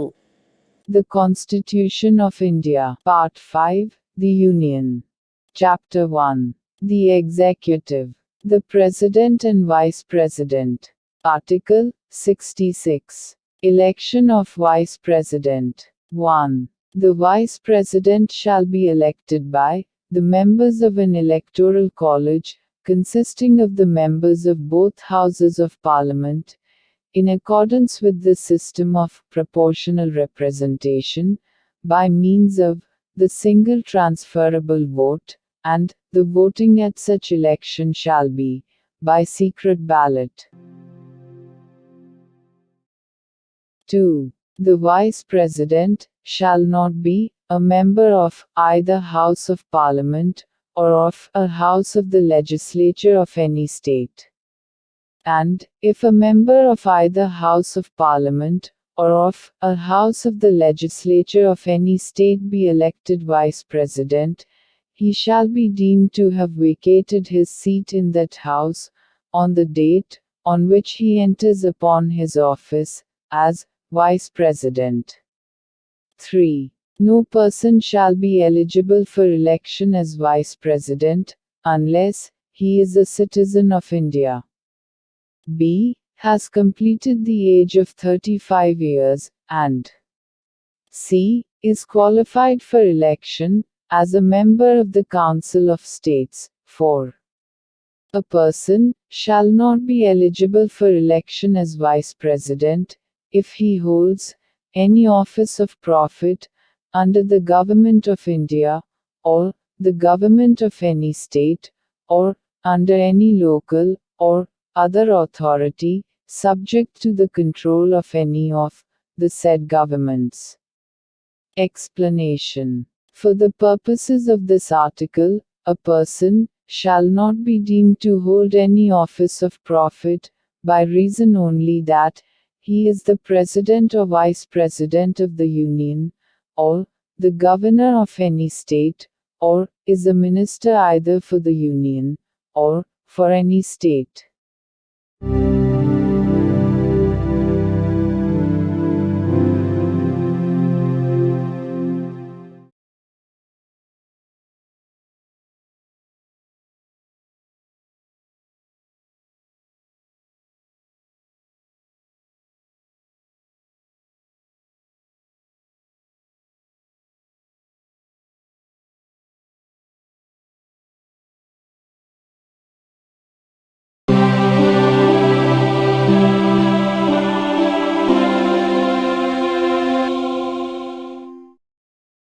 భారత సంవిధానము భాగము 5 సంఘము అధ్యాయము 1 కార్యపాలక వర్గము రాష్ట్రపతి మరియు ఉపరాష్ట్రపతి ఆర్టికల్ 67 ఉపరాష్ట్రపతి పదావధి ఉపరాష్ట్రపతి తన పదవిలో ప్రవేశించిన తేదీ నుండి 5 సంవత్సరముల కాలావధి వరకు పదవి యందుండును. అయితే ఉపరాష్ట్రపతి తన చేవ్రాలుతో రాష్ట్రపతికి లేఖ వ్రాయుట ద్వారా తన పదవికి రాజీనామా ఇవ్వవచ్చును. ఉపరాష్ట్రపతి రాజ్యసభలో అప్పుడు సభ్యులుగానున్న వారందరిలో అధిక సంఖ్యాకులచే ఆమోదించబడి లోక్సభచే అంగీకరించబడిన తీర్మానము ద్వారా పదవి నుండి తొలగించబడవచ్చును. కానీ ఈ ఖండము నిమిత్తము తీర్మానమేదియు దానిని ప్రస్తావించవలెనను ఉద్దేశము కలదను నోటీసు ఇచ్చి కనీసము 14 దినములు గడిచిననే తప్ప ప్రస్తావించబడరాదు. ఉపరాష్ట్రపతి తన పదావధి ముగిసినప్పటికీ తన ఉత్తరాధికారి ఆ పదవిలో ప్రవేశించు వరకు పదవిలో కొనసాగవలెను. The Constitution of India, Part 5, The Union. Chapter 1. The Executive. The President and Vice President. Article 67. Term of office of Vice President. The Vice President shall hold office for a term of 5 years from the date on which he enters upon his office, provided that a. A Vice President may, by writing under his hand addressed to the President, resign his office. b. A Vice President may be removed from his office by a resolution of the Council of States, passed by a majority of all the then members of the Council and agreed to by the House of the People. But no resolution for the purpose of this clause shall be moved, unless at least 14 days' notice has been given of the intention to move the resolution. c. A Vice President shall, notwithstanding the expiration of his term, continue to hold office until his successor enters upon his office.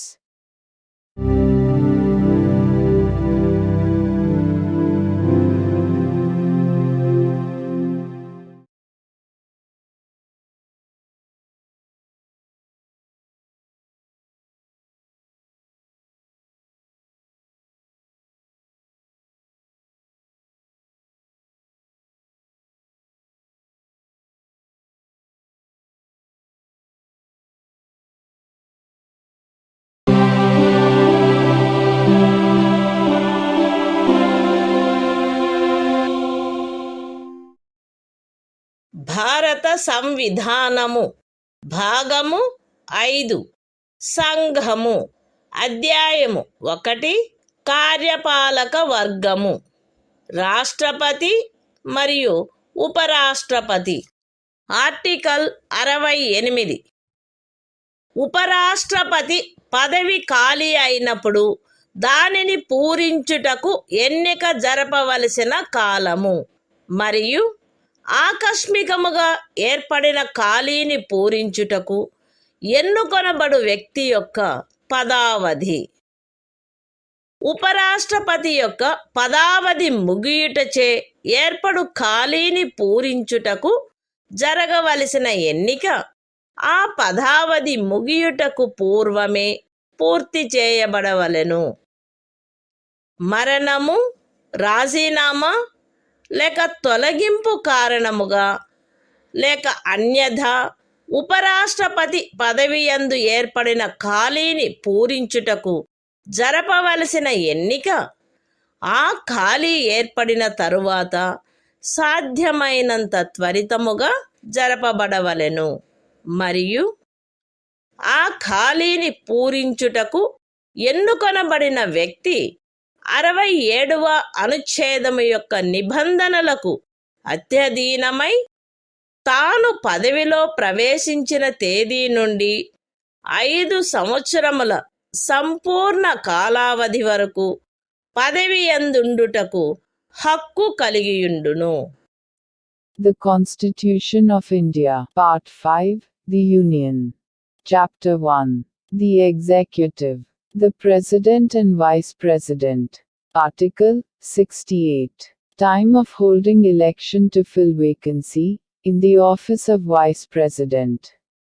And the term of office of person elected to fill casual vacancy. 1. An election to fill a vacancy caused by the expiration of the term of office of Vice President shall be completed before the expiration of the term. 2. An election to fill a vacancy in the office of Vice President occurring by reason of his death, resignation or removal, or otherwise shall be held as soon as possible after the occurrence of the vacancy.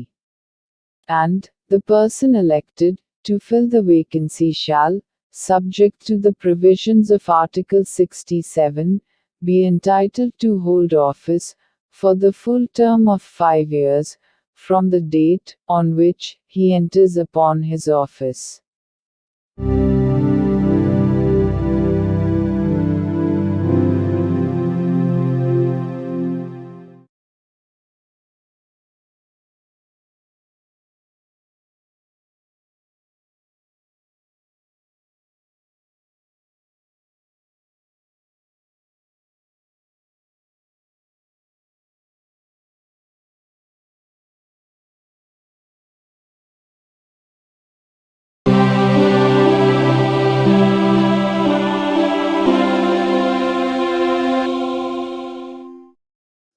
భారత సంవిధానము భాగము 5 సంఘము అధ్యాయము 1 కార్యపాలక వర్గము రాష్ట్రపతి మరియు ఉపరాష్ట్రపతి article 69 ఉపరాష్ట్రపతిచే ప్రమాణము లేక ప్రతిజ్ఞ ప్రతి ఉపరాష్ట్రపతి తన పదవిలో ప్రవేశించుటకు పూర్వము రాష్ట్రపతి సమక్షమున గాని తద్విషయమున ఆయనచే నియమింపబడిన వ్యక్తి సమక్షమున గాని ఈ క్రింది ప్రరూపములో ప్రమాణము లేక ప్రతిజ్ఞ చేసి దానిపై చేవ్రాలు చేయవలెను. ఏబి అను నేను శాసనము ద్వారా స్థాపితమైన భారత సంవిధానము పట్ల యథార్థమైన శ్రద్ధానిష్టలను కలిగియుందుననియు మరియు నేను వహింపనున్న కర్తవ్యములను శ్రద్ధాపూర్వకముగా నిర్వహింతుననియు దైవ సాక్షిగా ప్రమాణం చేయుచున్నాను, సత్యనిష్టతో ప్రతిజ్ఞ చేయుచున్నాను. The Constitution of India, Part 5, The Union. Chapter 1. The Executive. The President and Vice President. Article 69. Oath, or affirmation, by the Vice President. Every Vice President shall, before entering upon his office, make and subscribe before the President, or some person appointed in that behalf, by him, an oath or affirmation, in the following form, that is to say, I, A.B., do swear in the name of God, that I will bear true faith and solemnly affirm allegiance to the Constitution of India, as by law established, and that I will faithfully discharge the duty upon which I am about to enter.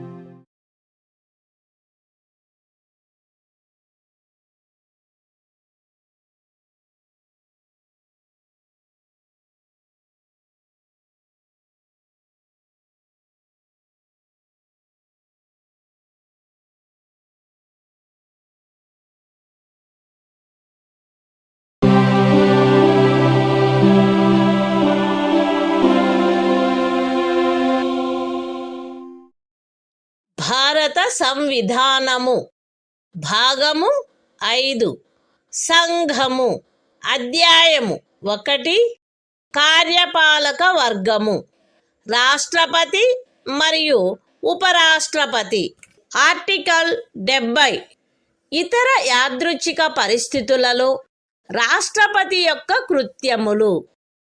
ఈ అధ్యాయములో నిబంధించబడని ఎట్టి యాదృచ్ఛిక పరిస్థితిలోనైనను రాష్ట్రపతి యొక్క కృత్యములను నిర్వహించుటకు parliament తాను సబబని తలచు నిబంధన చేయవచ్చును. The Constitution of India, Part 5, The Union. Chapter 1. The Executive. The President and Vice President. Article 70. Discharge of President's functions in other contingencies. Parliament may make such provision, as it thinks fit, for the discharge of the functions of the President, in any contingency, not provided for in this chapter.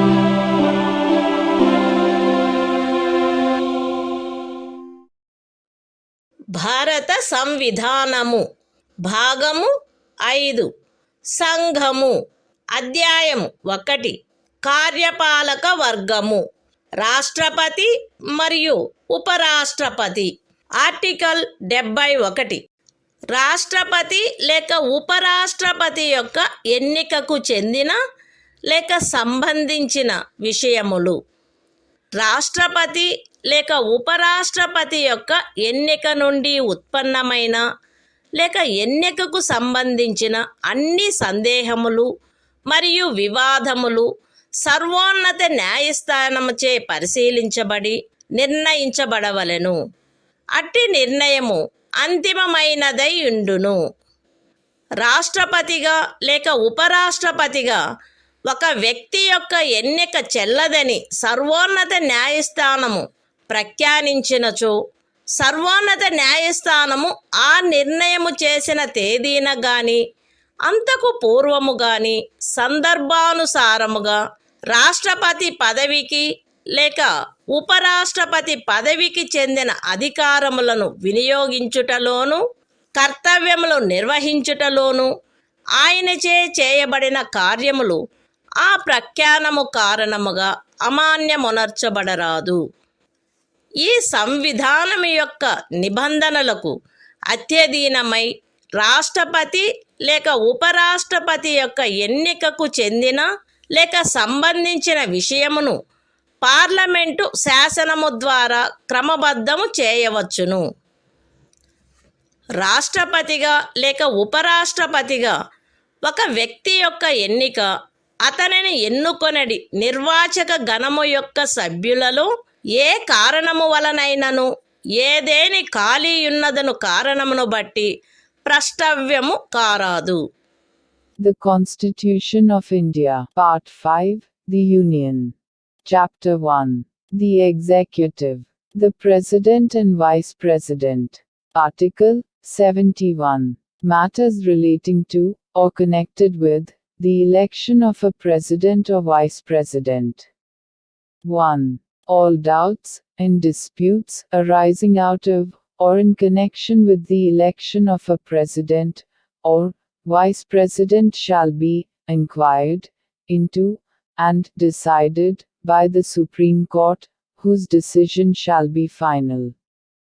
2. If the election of a person, as President, or Vice President, is declared void by the Supreme Court, acts done by him, in the exercise and performance of the powers and duties, of the office of President, or Vice President, as the case may be, on or before the date of the decision of the Supreme Court, shall not be invalidated by reason of that declaration. 3. Subject to the provisions of this Constitution, Parliament may by law regulate any matter relating to or connected with the election of a President or Vice President. 4. The election of a person, as President or Vice President, shall not be called in question, on the ground of the existence of any vacancy, for whatever reason among the members of the Electoral College electing him.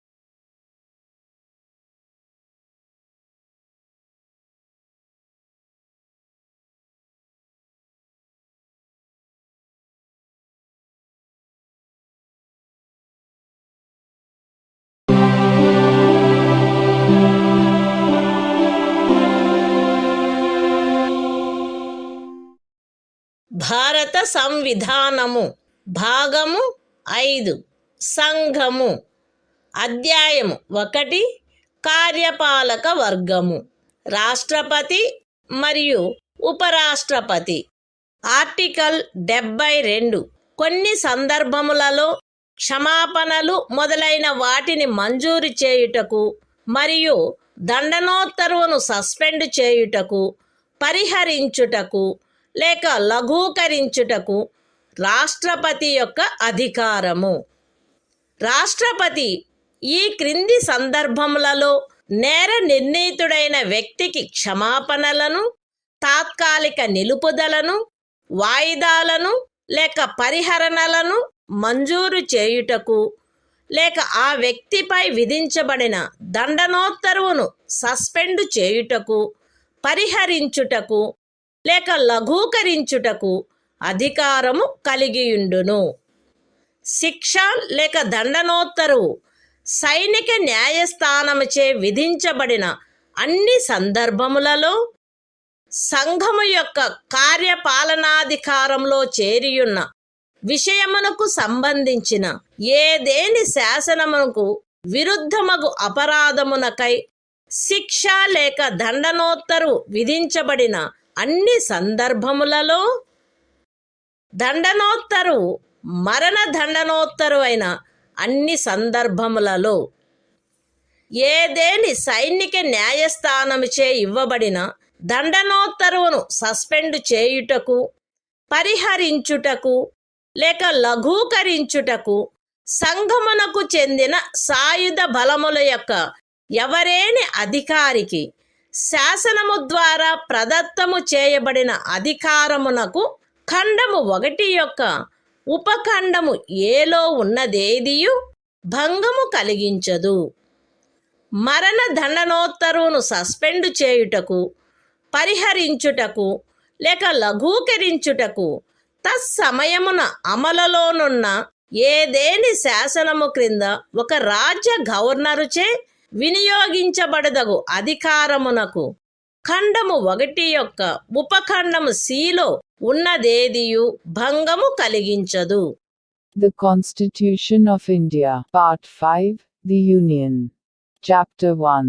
The Executive. The President and Vice President. Article 72. Power of President to grant pardons, etc. and to suspend, remit, or commute sentences in certain cases. 1. The President shall have the power to grant pardons, reprieves, respites, or remissions of punishment, or to suspend, remit, or commute the sentence of any person convicted of any offense, in all cases where the punishment or sentence is by a court-martial. B. In all cases where the punishment or sentence is for an offense against any law relating to a matter to which the executive power of the Union extends. C.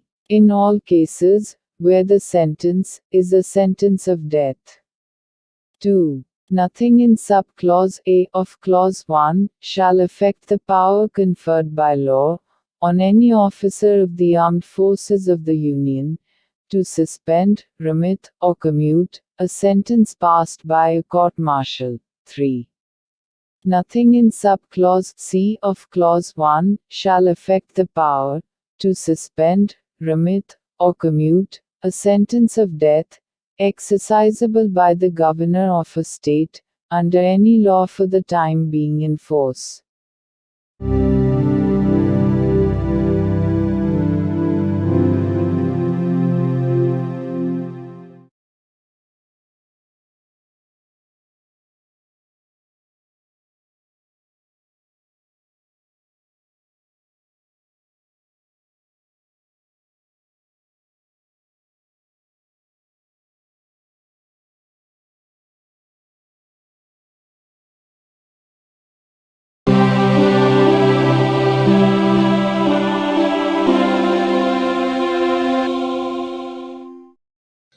భారత సంవిధానము భాగము 5 సంఘము అధ్యాయము 1 కార్యపాలక వర్గము రాష్ట్రపతి మరియు ఉపరాష్ట్రపతి.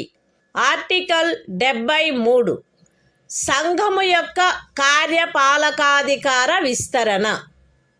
ఈ సంవిధాన నిబంధనలకు అధ్యయనమై సంఘము యొక్క కార్యపాలకాధికారములో ఈ క్రిందివి చేరియుండును.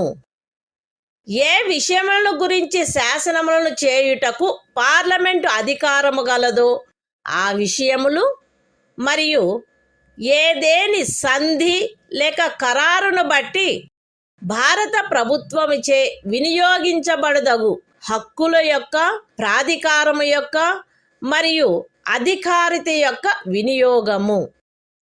అయితే ఈ సంవిధానములో గాని పార్లమెంటుచే చేయబడిన ఏదేని శాసనములో గాని అభివ్యక్తము కాని నిబంధించబడినట్లు తప్ప ఏదేని రాజ్యములో ఏ విషయములను గురించి శాసనములను చేయుటకు ఆ రాజ్య శాసన మండలికి కూడా అధికారము కలదో ఆ విషయములు ఉపఖండము ఏలో నిర్దేశించబడిన కార్యపాలకాధికారములో చేరియుండవు. ఏ విషయముల గురించి ఒక రాజ్యము కొరకు శాసనములు చేయుటకు పార్లమెంటుకు అధికారము కలదో ఆ విషయములలో ఆ రాజ్యము మరియు ఆ రాజ్యపు ఎవరేని అధికారి లేక ప్రాధికారి ఈ సంవిధానము యొక్క ప్రారంభమునకు అవ్యవహిత పూర్వము చలాయించగలిగి ఉండినట్టి కార్యపాలకాధికారమును లేక కృత్యములను ఈ అనుచ్ఛేదములో ఏమి ఉన్నప్పటికీ పార్లమెంటుచే అన్యథా నిబంధించబడినంత వరకు ఆ రాజ్యము మరియు ఆ రాజ్యపు ఎవరేని అధికారి లేక ప్రాధికారి చలాయించుచుండుట కొనసాగించవచ్చును. The Constitution of India, Part 5, The Union. Chapter 1. The Executive. The President and Vice President. Article 73. Extent of executive power of the Union. 1.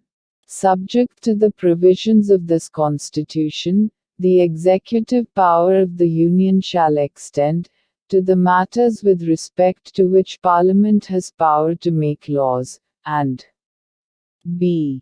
to the exercise of such rights, authority, and jurisdiction as are exercisable by the Government of India, by virtue of any treaty or agreement, provided that the executive power referred to in subclause A shall not, save as expressly provided in this Constitution, or in any law made by Parliament, extend, in any state to matters with respect to which the legislature of the state has also power to make laws. 2. Until otherwise provided by Parliament, a state in any officer or authority of a state may, notwithstanding anything in this article, continue to exercise in matters with respect to which Parliament has power to make laws for that state such executive power or functions as the state or officer or authority thereof could exercise immediately before the commencement of this Constitution.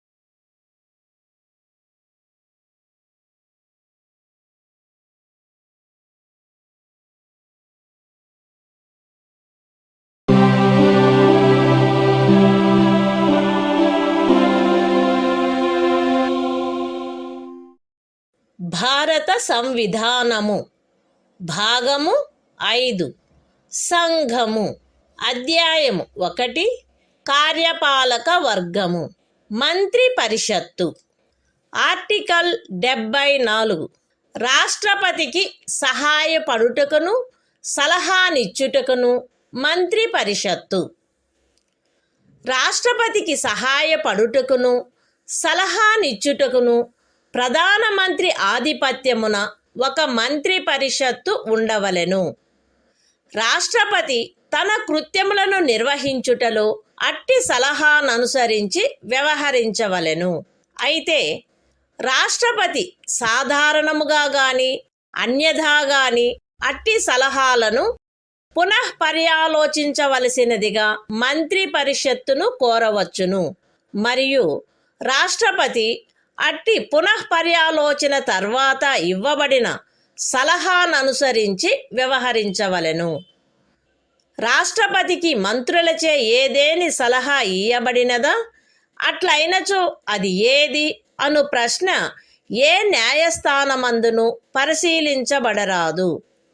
The Constitution of India, Part 5, The Union. Chapter 1. The Executive. Council of Ministers. Article 74. Council of Ministers, to aid and advise President. 1. There shall be a Council of Ministers, with the Prime Minister at the head, to aid and advise the President, who shall, in the exercise of his functions, act in accordance with such advice.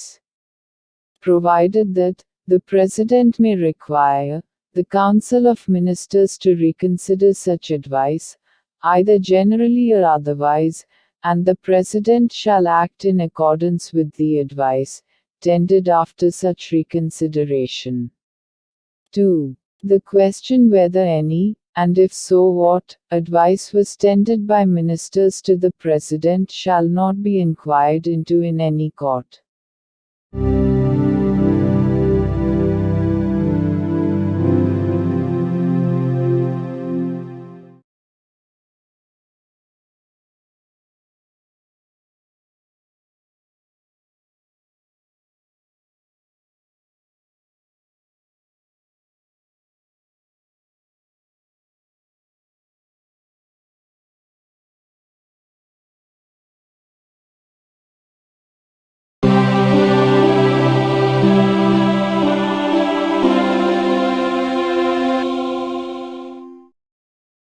భారత సంవిధానము భాగము 5 సంఘము.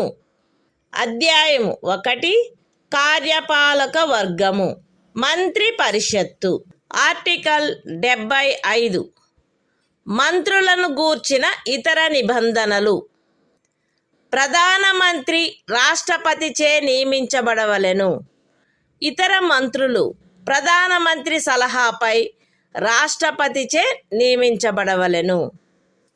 మంత్రి పరిషత్తులో ప్రధానమంత్రితో సహా మొత్తము మంత్రుల సంఖ్య లోక్సభలోని మొత్తము సభ్యుల సంఖ్యలో 15% మించరాదు.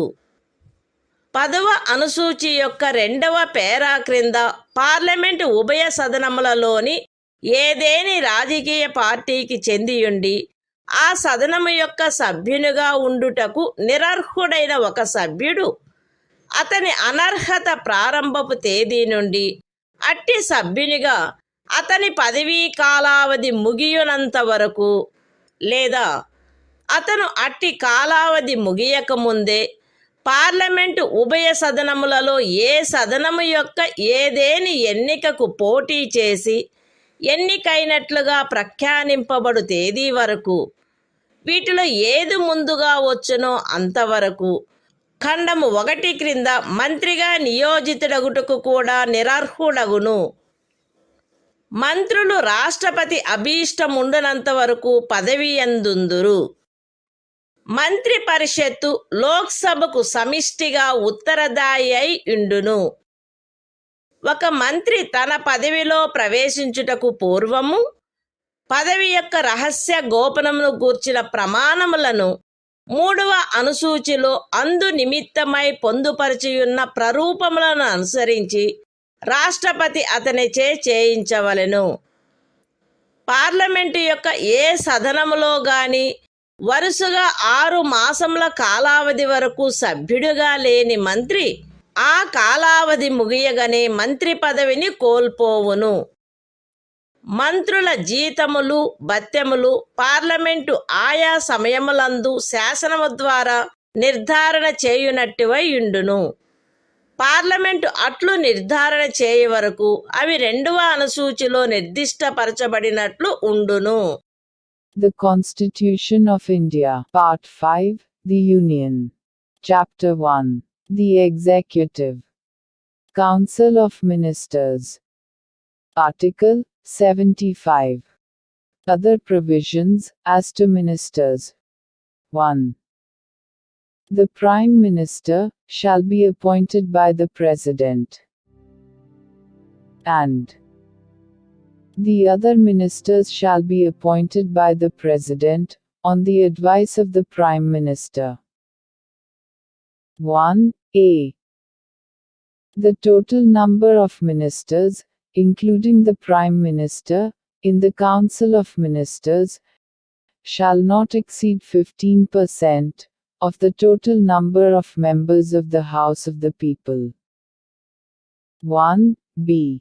A member of either House of Parliament, belonging to any political party, who is disqualified for being a member of that House, under paragraph 2 of the 10th schedule, shall also be disqualified to be appointed as a minister under clause 1. For duration of the period commencing from the date of his disqualification, till the date on which the term of his office as such member would expire, or where he contests any election to either House of Parliament before the expiry of such period, till the date on which he is declared elected, whichever is earlier. 2. The ministers shall hold office during the pleasure of the President. 3. The Council of Ministers shall be collectively responsible to the House of the People. 4. Before a minister enters upon his office, the President shall administer to him the oaths of office and of secrecy according to the forms set out for the purpose in the 3rd schedule. 5. A minister who, for any period of 6 consecutive months, is not a member of either House of Parliament, shall at the expiration of that period cease to be a minister. 6. The salaries and allowances of ministers shall be such as Parliament may from time to time by law determine, and, until Parliament so determines, shall be as specified in the 2nd schedule.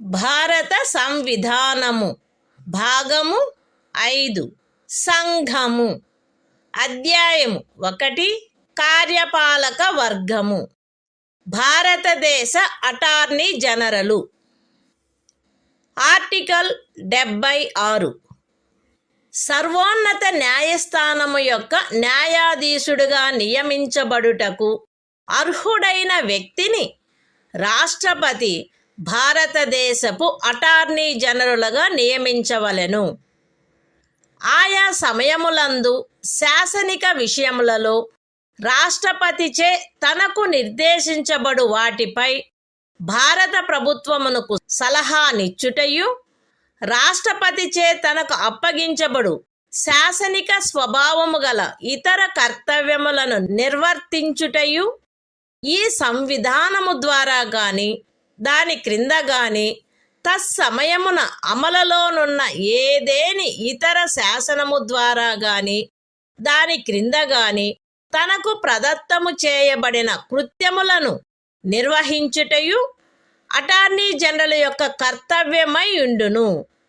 Attorney general తన కర్తవ్యములను నిర్వహించుటలో భారతదేశ రాజ్య క్షేత్రములోని న్యాయస్థానములన్నింటిలో వాదనాధికారమును కలిగియుండును.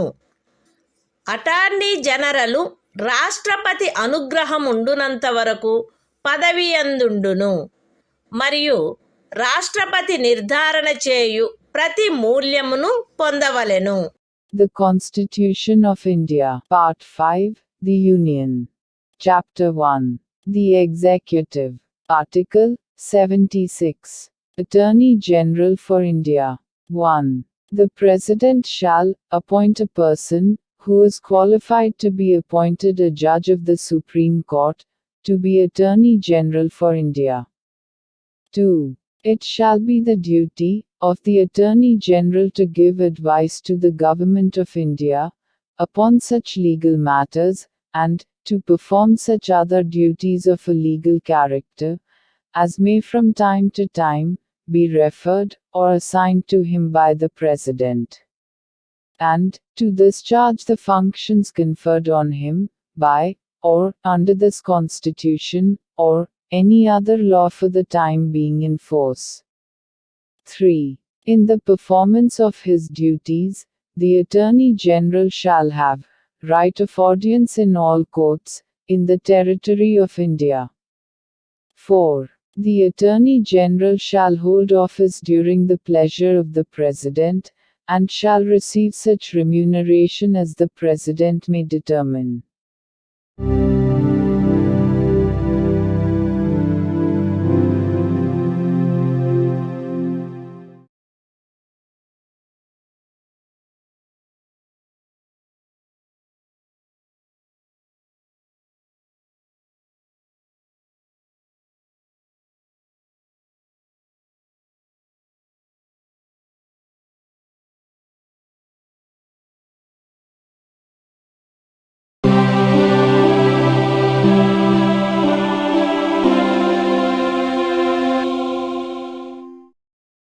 భారత సంవిధానము భాగము 5 సంఘము అధ్యాయం 1 కార్యపాలక వర్గము ప్రభుత్వము యొక్క కార్యకలాప నిర్వహణ ఆర్టికల్ 77 భారత ప్రభుత్వమునకు చెందిన కార్యపాలక చర్యాంతయు రాష్ట్రపతి పేర తీసుకొనబడినట్లు అభివ్యక్తపరచబడవలెను.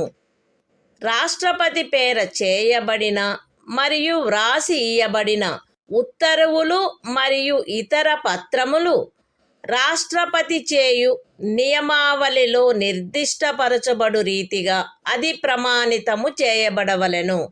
అట్లు అది ప్రమాణితము చేయబడిన ఉత్తర్వు యొక్క లేక పత్రము యొక్క మాన్యత అది రాష్ట్రపతిచే చేయబడినట్టి లేక వ్రాసి ఇయ్యబడినట్టి ఉత్తర్వు లేక పత్రము కాదనడి కారణమును బట్టి ప్రశ్నించబడరాదు. రాష్ట్రపతి భారత ప్రభుత్వమునకు చెందిన కార్యకలాపములను మిక్కిలి సుకరముగా జరుపుటకును ఆ కార్యకలాపములను మంత్రులకు కేటాయించుటకును నియమావళిని చేయవలెను. The Constitution of India. Part 5. The Union. Chapter 1. The Executive. Conduct of Government Business. Article 77. Conduct of Business of the Government of India. 1. All executive action of the Government of India shall be expressed to be taken in the name of the President.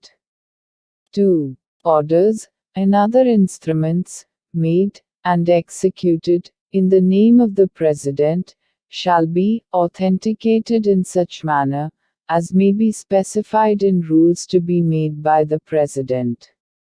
And the validity of an order or instrument which is so authenticated shall not be called in question on the ground that it is not an order or instrument made or executed by the President.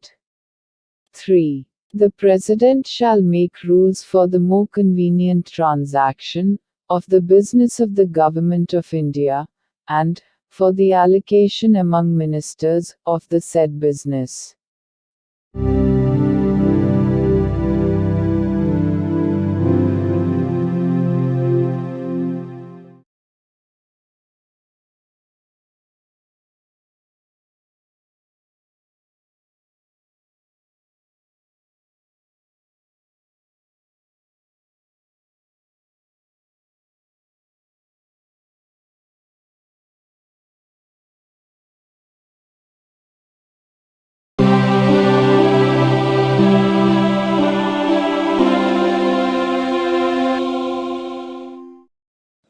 భారత సంవిధానము భాగము 5 సంఘము అధ్యాయము 1 కార్యపాలక వర్గము ప్రభుత్వము యొక్క కార్యకలాప నిర్వహణ article 78 రాష్ట్రపతికి సమాచారమును అందచేయుట మున్నగు విషయములను గురించి ప్రధానమంత్రి కర్తవ్యములు ఈ క్రింద తెలుపబడినవి ప్రధానమంత్రి కర్తవ్యములై ఉండును. సంఘము యొక్క వ్యవహారములలో పరిపాలనకు సంబంధించి మంత్రి పరిషత్తు యొక్క సమస్త నిర్ణయములను మరియు శాసన నిర్మాణమునకై చేయబడిన ప్రతిపాదనలను రాష్ట్రపతికి తెలియచేయుట. సంఘము యొక్క వ్యవహారముల పరిపాలనకును శాసన నిర్మాణమునకై చేయబడిన ప్రతిపాదనలకును సంబంధించిన విషయములలో రాష్ట్రపతి కోరు సమాచారమును అందజేయుట మరియు ఏ విషయమైనను ఒక మంత్రిచే నిర్ణయించబడి మంత్రి పరిషత్తుచే పర్యాలోచించబడి ఉండని ఎడల ఆ విషయమును మంత్రి పరిషత్తు యొక్క పర్యాలోచనకు సమర్పించవలసినదిగా రాష్ట్రపతి అపేక్షించినచో దానిని అట్లు సమర్పించుట. The Constitution of India, Part 5, The Union. Chapter 1. The Executive. Conduct of Government Business. Article 78. Duties of Prime Minister, as respects the furnishing of information to the President, etc. It shall be the duty of the Prime Minister to communicate to the President all decisions of the Council of Ministers relating to the administration of the affairs of the Union, and proposals for legislation. B. To furnish such information relating to the administration of the affairs of the Union, and proposals for legislation, as the President may call for. And C. If the President so requires, to submit for the consideration of the Council of Ministers any matter on which a decision has been taken by a minister, but which has not been considered by the Council.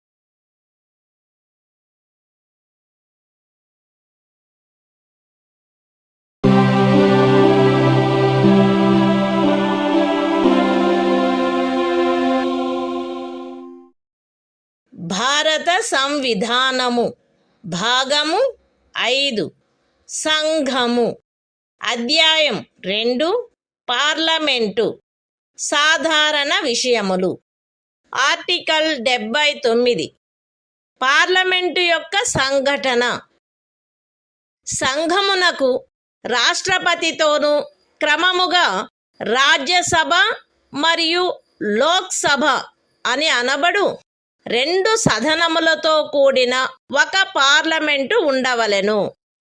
The Constitution of India, Part 5, The Union. Chapter 2. Parliament. General. Article 79. Constitution of Parliament. There shall be a Parliament for the Union, which shall consist of the President, and 2 houses, to be known respectively as the Council of States, and the House of the People.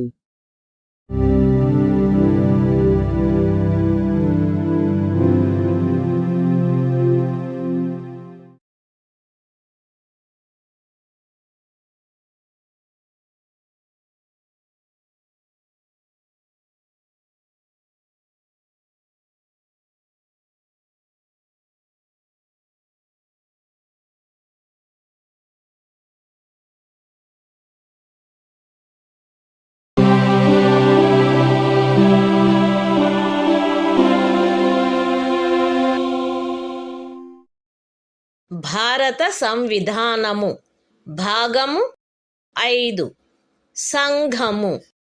అధ్యాయం 2 parliament సాధారణ విషయములు.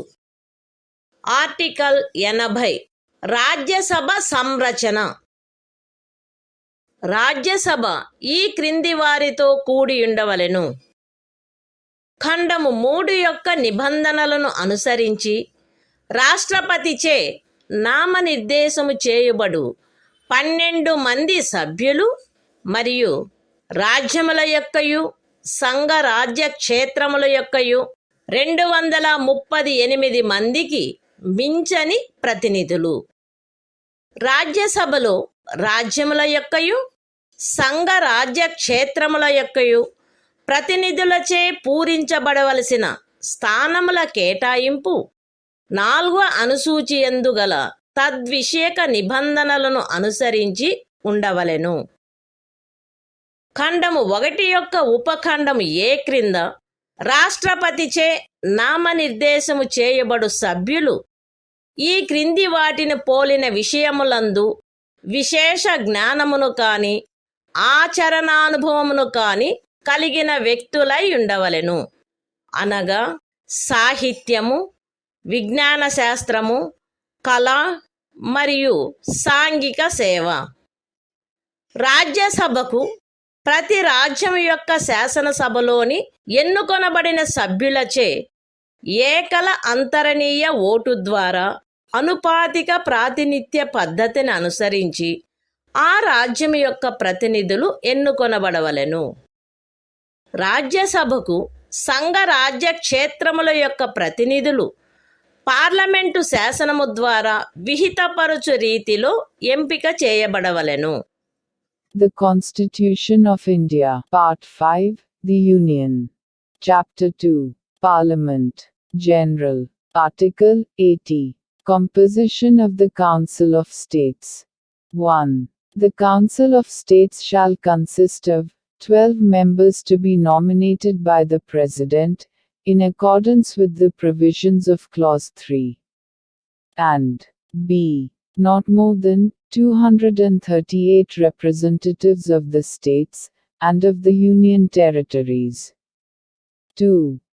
The allocation of seats, in the Council of States, to be filled by representatives of the states and of the Union territories, shall be in accordance with the provisions in that behalf contained in the 4th schedule. 3.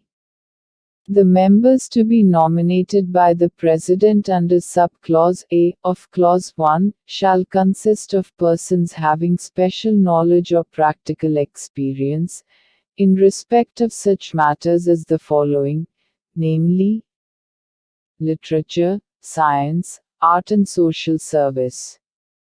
4. The representatives of each state, in the Council of States, shall be elected, by the elected members of the Legislative Assembly of the state, in accordance with the system of proportional representation, by means of the single transferable vote. 5. The representatives of the Union territories in the Council of States shall be chosen in such manner, as Parliament may by law prescribe.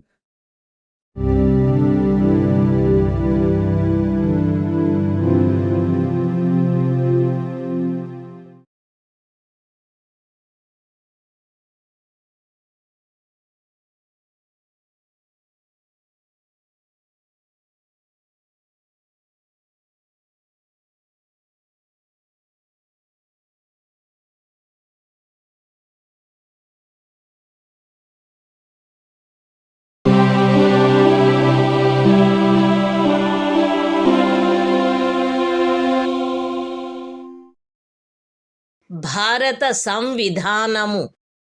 భాగము 5 సంఘము. అధ్యాయం 2 parliament సాధారణ విషయములు. Article 81 Lok Sabha సంరచన. 1. 331వ అనుచ్ఛేదము యొక్క నిబంధనలకు అధ్యయనమై లోక్సభ ఈ క్రింది వారితో కూడి ఉండవలెను. ఏ. రాజ్యములలోని ప్రాదేశిక నియోజకవర్గముల ప్రత్యక్ష ఎన్నిక ద్వారా ఎంపిక చేయబడిన 530 మందికి మించని సభ్యులు. బి. పార్లమెంటు శాసనము ద్వారా నిబంధించిన రీతిగా ఎంపిక చేయబడి సంఘ రాజ్య క్షేత్రములకు ప్రాతినిధ్యం వహించు 20 మందికి మించని సభ్యులు. 2. ఖండము 1లోని ఉపఖండము ఏ నిమిత్తము ఏ. ఒక రాజ్యపు స్థానముల సంఖ్యకును దాని జనసంఖ్యకును గల నిష్పత్తి ఆచరణీయమైనంత మేరకు అన్ని రాజ్యములకు ఒకే రీతిగా ఉండునట్లు లోక్సభలోని స్థానములు ప్రతి ఒక్క రాజ్యమునకు కేటాయించబడవలెను. మరియు బి. ప్రతి ప్రాదేశిక నియోజకవర్గపు జనసంఖ్యకును ఆ నియోజకవర్గమునకు కేటాయించబడిన స్థానముల సంఖ్యకును గల నిష్పత్తి ఆచరణీయమైనంత మేరకు రాజ్యము అంతటును ఒకే రీతిగా ఉండునట్లు ప్రతి రాజ్యము ప్రాదేశిక నియోజకవర్గములుగా విభజించబడవలెను. అయితే ఏదేని రాజ్యమునందలి జనసంఖ్య 60 లక్షలకు మించనంత వరకు ఆ రాజ్యమునకు లోక్సభ స్థానములను కేటాయించు నిమిత్తము ఈ ఖండము యొక్క ఉపఖండము ఏలోని నిబంధనలు వర్తించవు. 3. ఈ అనుచ్ఛేదములో జనసంఖ్య అను పదమునకు కడపటిదియు అందుకు సంబంధించిన అంకెలు ప్రచురణ చేయబడినట్టిదియు అగు జనగణనలో అభినిశ్చితమైన జనసంఖ్య అని అర్థము. అయితే ఈ ఖండములో కడపటిదియు అందుకు సంబంధించిన అంకెలు ప్రచురణ చేయబడినట్టిదియు అగు జనగణనకు గల నిర్దేశమును 2026వ సంవత్సరము పిమ్మట చేయబడు మొదటి జనగణనకు సంబంధించిన అంకెలు ప్రచురింపబడు వరకు 1. ఖండము 2 యొక్క ఉపఖండము ఏ మరియు ఆ ఖండమునకు గల వినాయింపు నిమిత్తము 1971వ సంవత్సరపు జనగణనకు నిర్దేశమైనట్లు మరియు 2. ఖండము 2 యొక్క ఉపఖండము బి నిమిత్తము 2001వ సంవత్సరపు జనగణనకు నిర్దేశమైనట్లు అన్వయించుకొనవలెను. The Constitution of India, Part 5, The Union.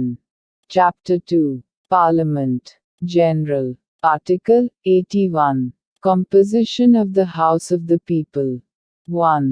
Subject to the provisions of Article 331, the House of the People shall consist of a. Not more than 530 members chosen by direct election from territorial constituencies in the states, and b. Not more than 20 members to represent the Union territories, chosen in such manner as Parliament may by law provide. 2. For the purposes of sub-clause A of Clause 1, there shall be allotted to each state a number of seats in the House of the People, in such manner that the ratio between that number and the population of the state is, so far as practicable, the same for all states. And b.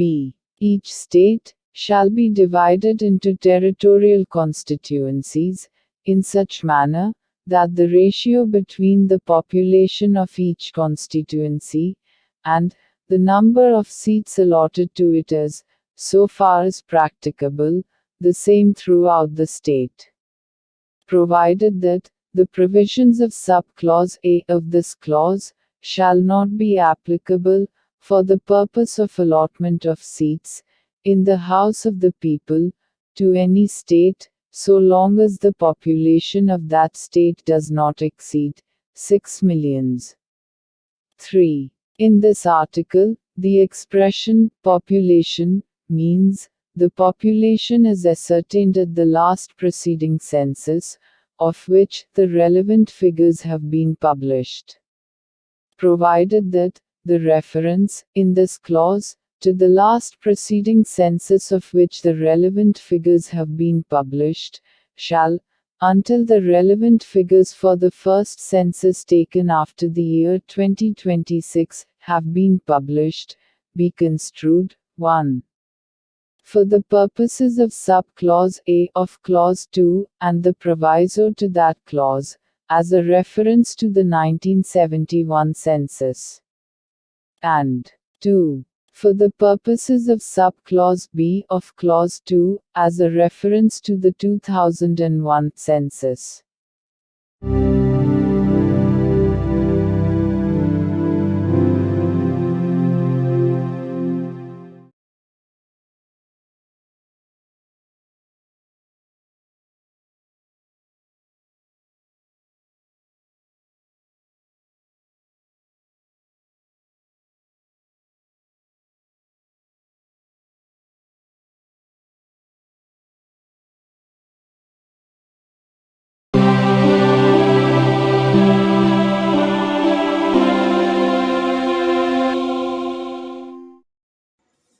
భారత సంవిధానము భాగము 5 సంఘము అధ్యాయం 2 parliament సాధారణ విషయములు article 82 ప్రతి జనగణన పిమ్మట తిరిగి సర్దుబాటు ప్రతి ఒక్క జనగణన పూర్తి అయిన పిమ్మట రాజ్యములకు లోక్సభ స్థానముల కేటాయింపు మరియు ప్రాదేశిక నియోజకవర్గములుగా ప్రతి రాజ్యము యొక్క విభజన పార్లమెంటు శాసనము ద్వారా నిర్ధారణ చేయునట్టి ప్రాధికారిచే మరియు అట్టి రీతిలో తిరిగి సర్దుబాటు చేయబడవలెను. అయితే అట్లు తిరిగి చేయబడిన సర్దుబాటు అప్పుడు అస్తిత్వములోనున్న లోక్సభ విఘటితమగు వరకు ఆ సభలోని ప్రాతినిధ్యమునకు భంగము కలిగించరాదు. అంతేగాక అట్లు తిరిగి చేయబడిన సర్దుబాటు రాష్ట్రపతి ఉత్తర్వు ద్వారా నిర్దిష్టపరచు తేదీన అమలులోనికి వచ్చును మరియు అట్టి సర్దుబాటు అమలులోనికి వచ్చు వరకు ఆ సదనమునకు చెందిన ఏదేని ఎన్నికను అట్టి సర్దుబాటునకు పూర్వము ఉన్న ప్రాదేశిక నియోజకవర్గముల ప్రాతిపదికపై జరపవచ్చును. అంతేగాక ఇంకను 2026వ సంవత్సరము పిమ్మట చేయబడిన మొదటి జనగణనకు సంబంధించిన అంకెలు ప్రచురించబడు వరకు ఈ అనుచ్ఛేదము క్రింద 1. 1971వ సంవత్సర జనగణన ప్రాతిపదికపై తిరిగి సర్దుబాటు చేయబడినట్లు లోక్సభలో రాజ్యములకు స్థానముల కేటాయింపును చేయుటను. 2. ప్రతి ఒక్క రాజ్యమును 2001వ సంవత్సర జనగణన ప్రాతిపదికపై తిరిగి సర్దుబాటు చేయబడు ప్రాదేశిక నియోజకవర్గములుగా విభజించుటను తిరిగి సర్దుబాటు చేయుట ఆవశ్యకము కాదు. The Constitution of India, Part 5, The Union. Chapter 2, Parliament, General. Article 82. Readjustment after each census. Upon the completion of each census, the allocation of seats in the House of the People to the states, and the division of each state into territorial constituencies, shall be readjusted by such authority, and in such manner as Parliament may by law determine, provided that such readjustment shall not affect representation in the House of the People until the dissolution of the then existing House. Provided further that such readjustment shall take effect from such date as the President may, by order, specify. and until such readjustment takes effect, any election to the House may be held, on the basis of the territorial constituencies existing before such readjustment. Provided also that, until the relevant figures, for the first census, taken after the year 2026, have been published, it shall not be necessary to readjust the allocation of seats in the House of the People to the states, as readjusted on the basis of the 1971 census. And, 2. The division of each state into territorial constituencies, as may be readjusted, on the basis of the 2001 census, under this article.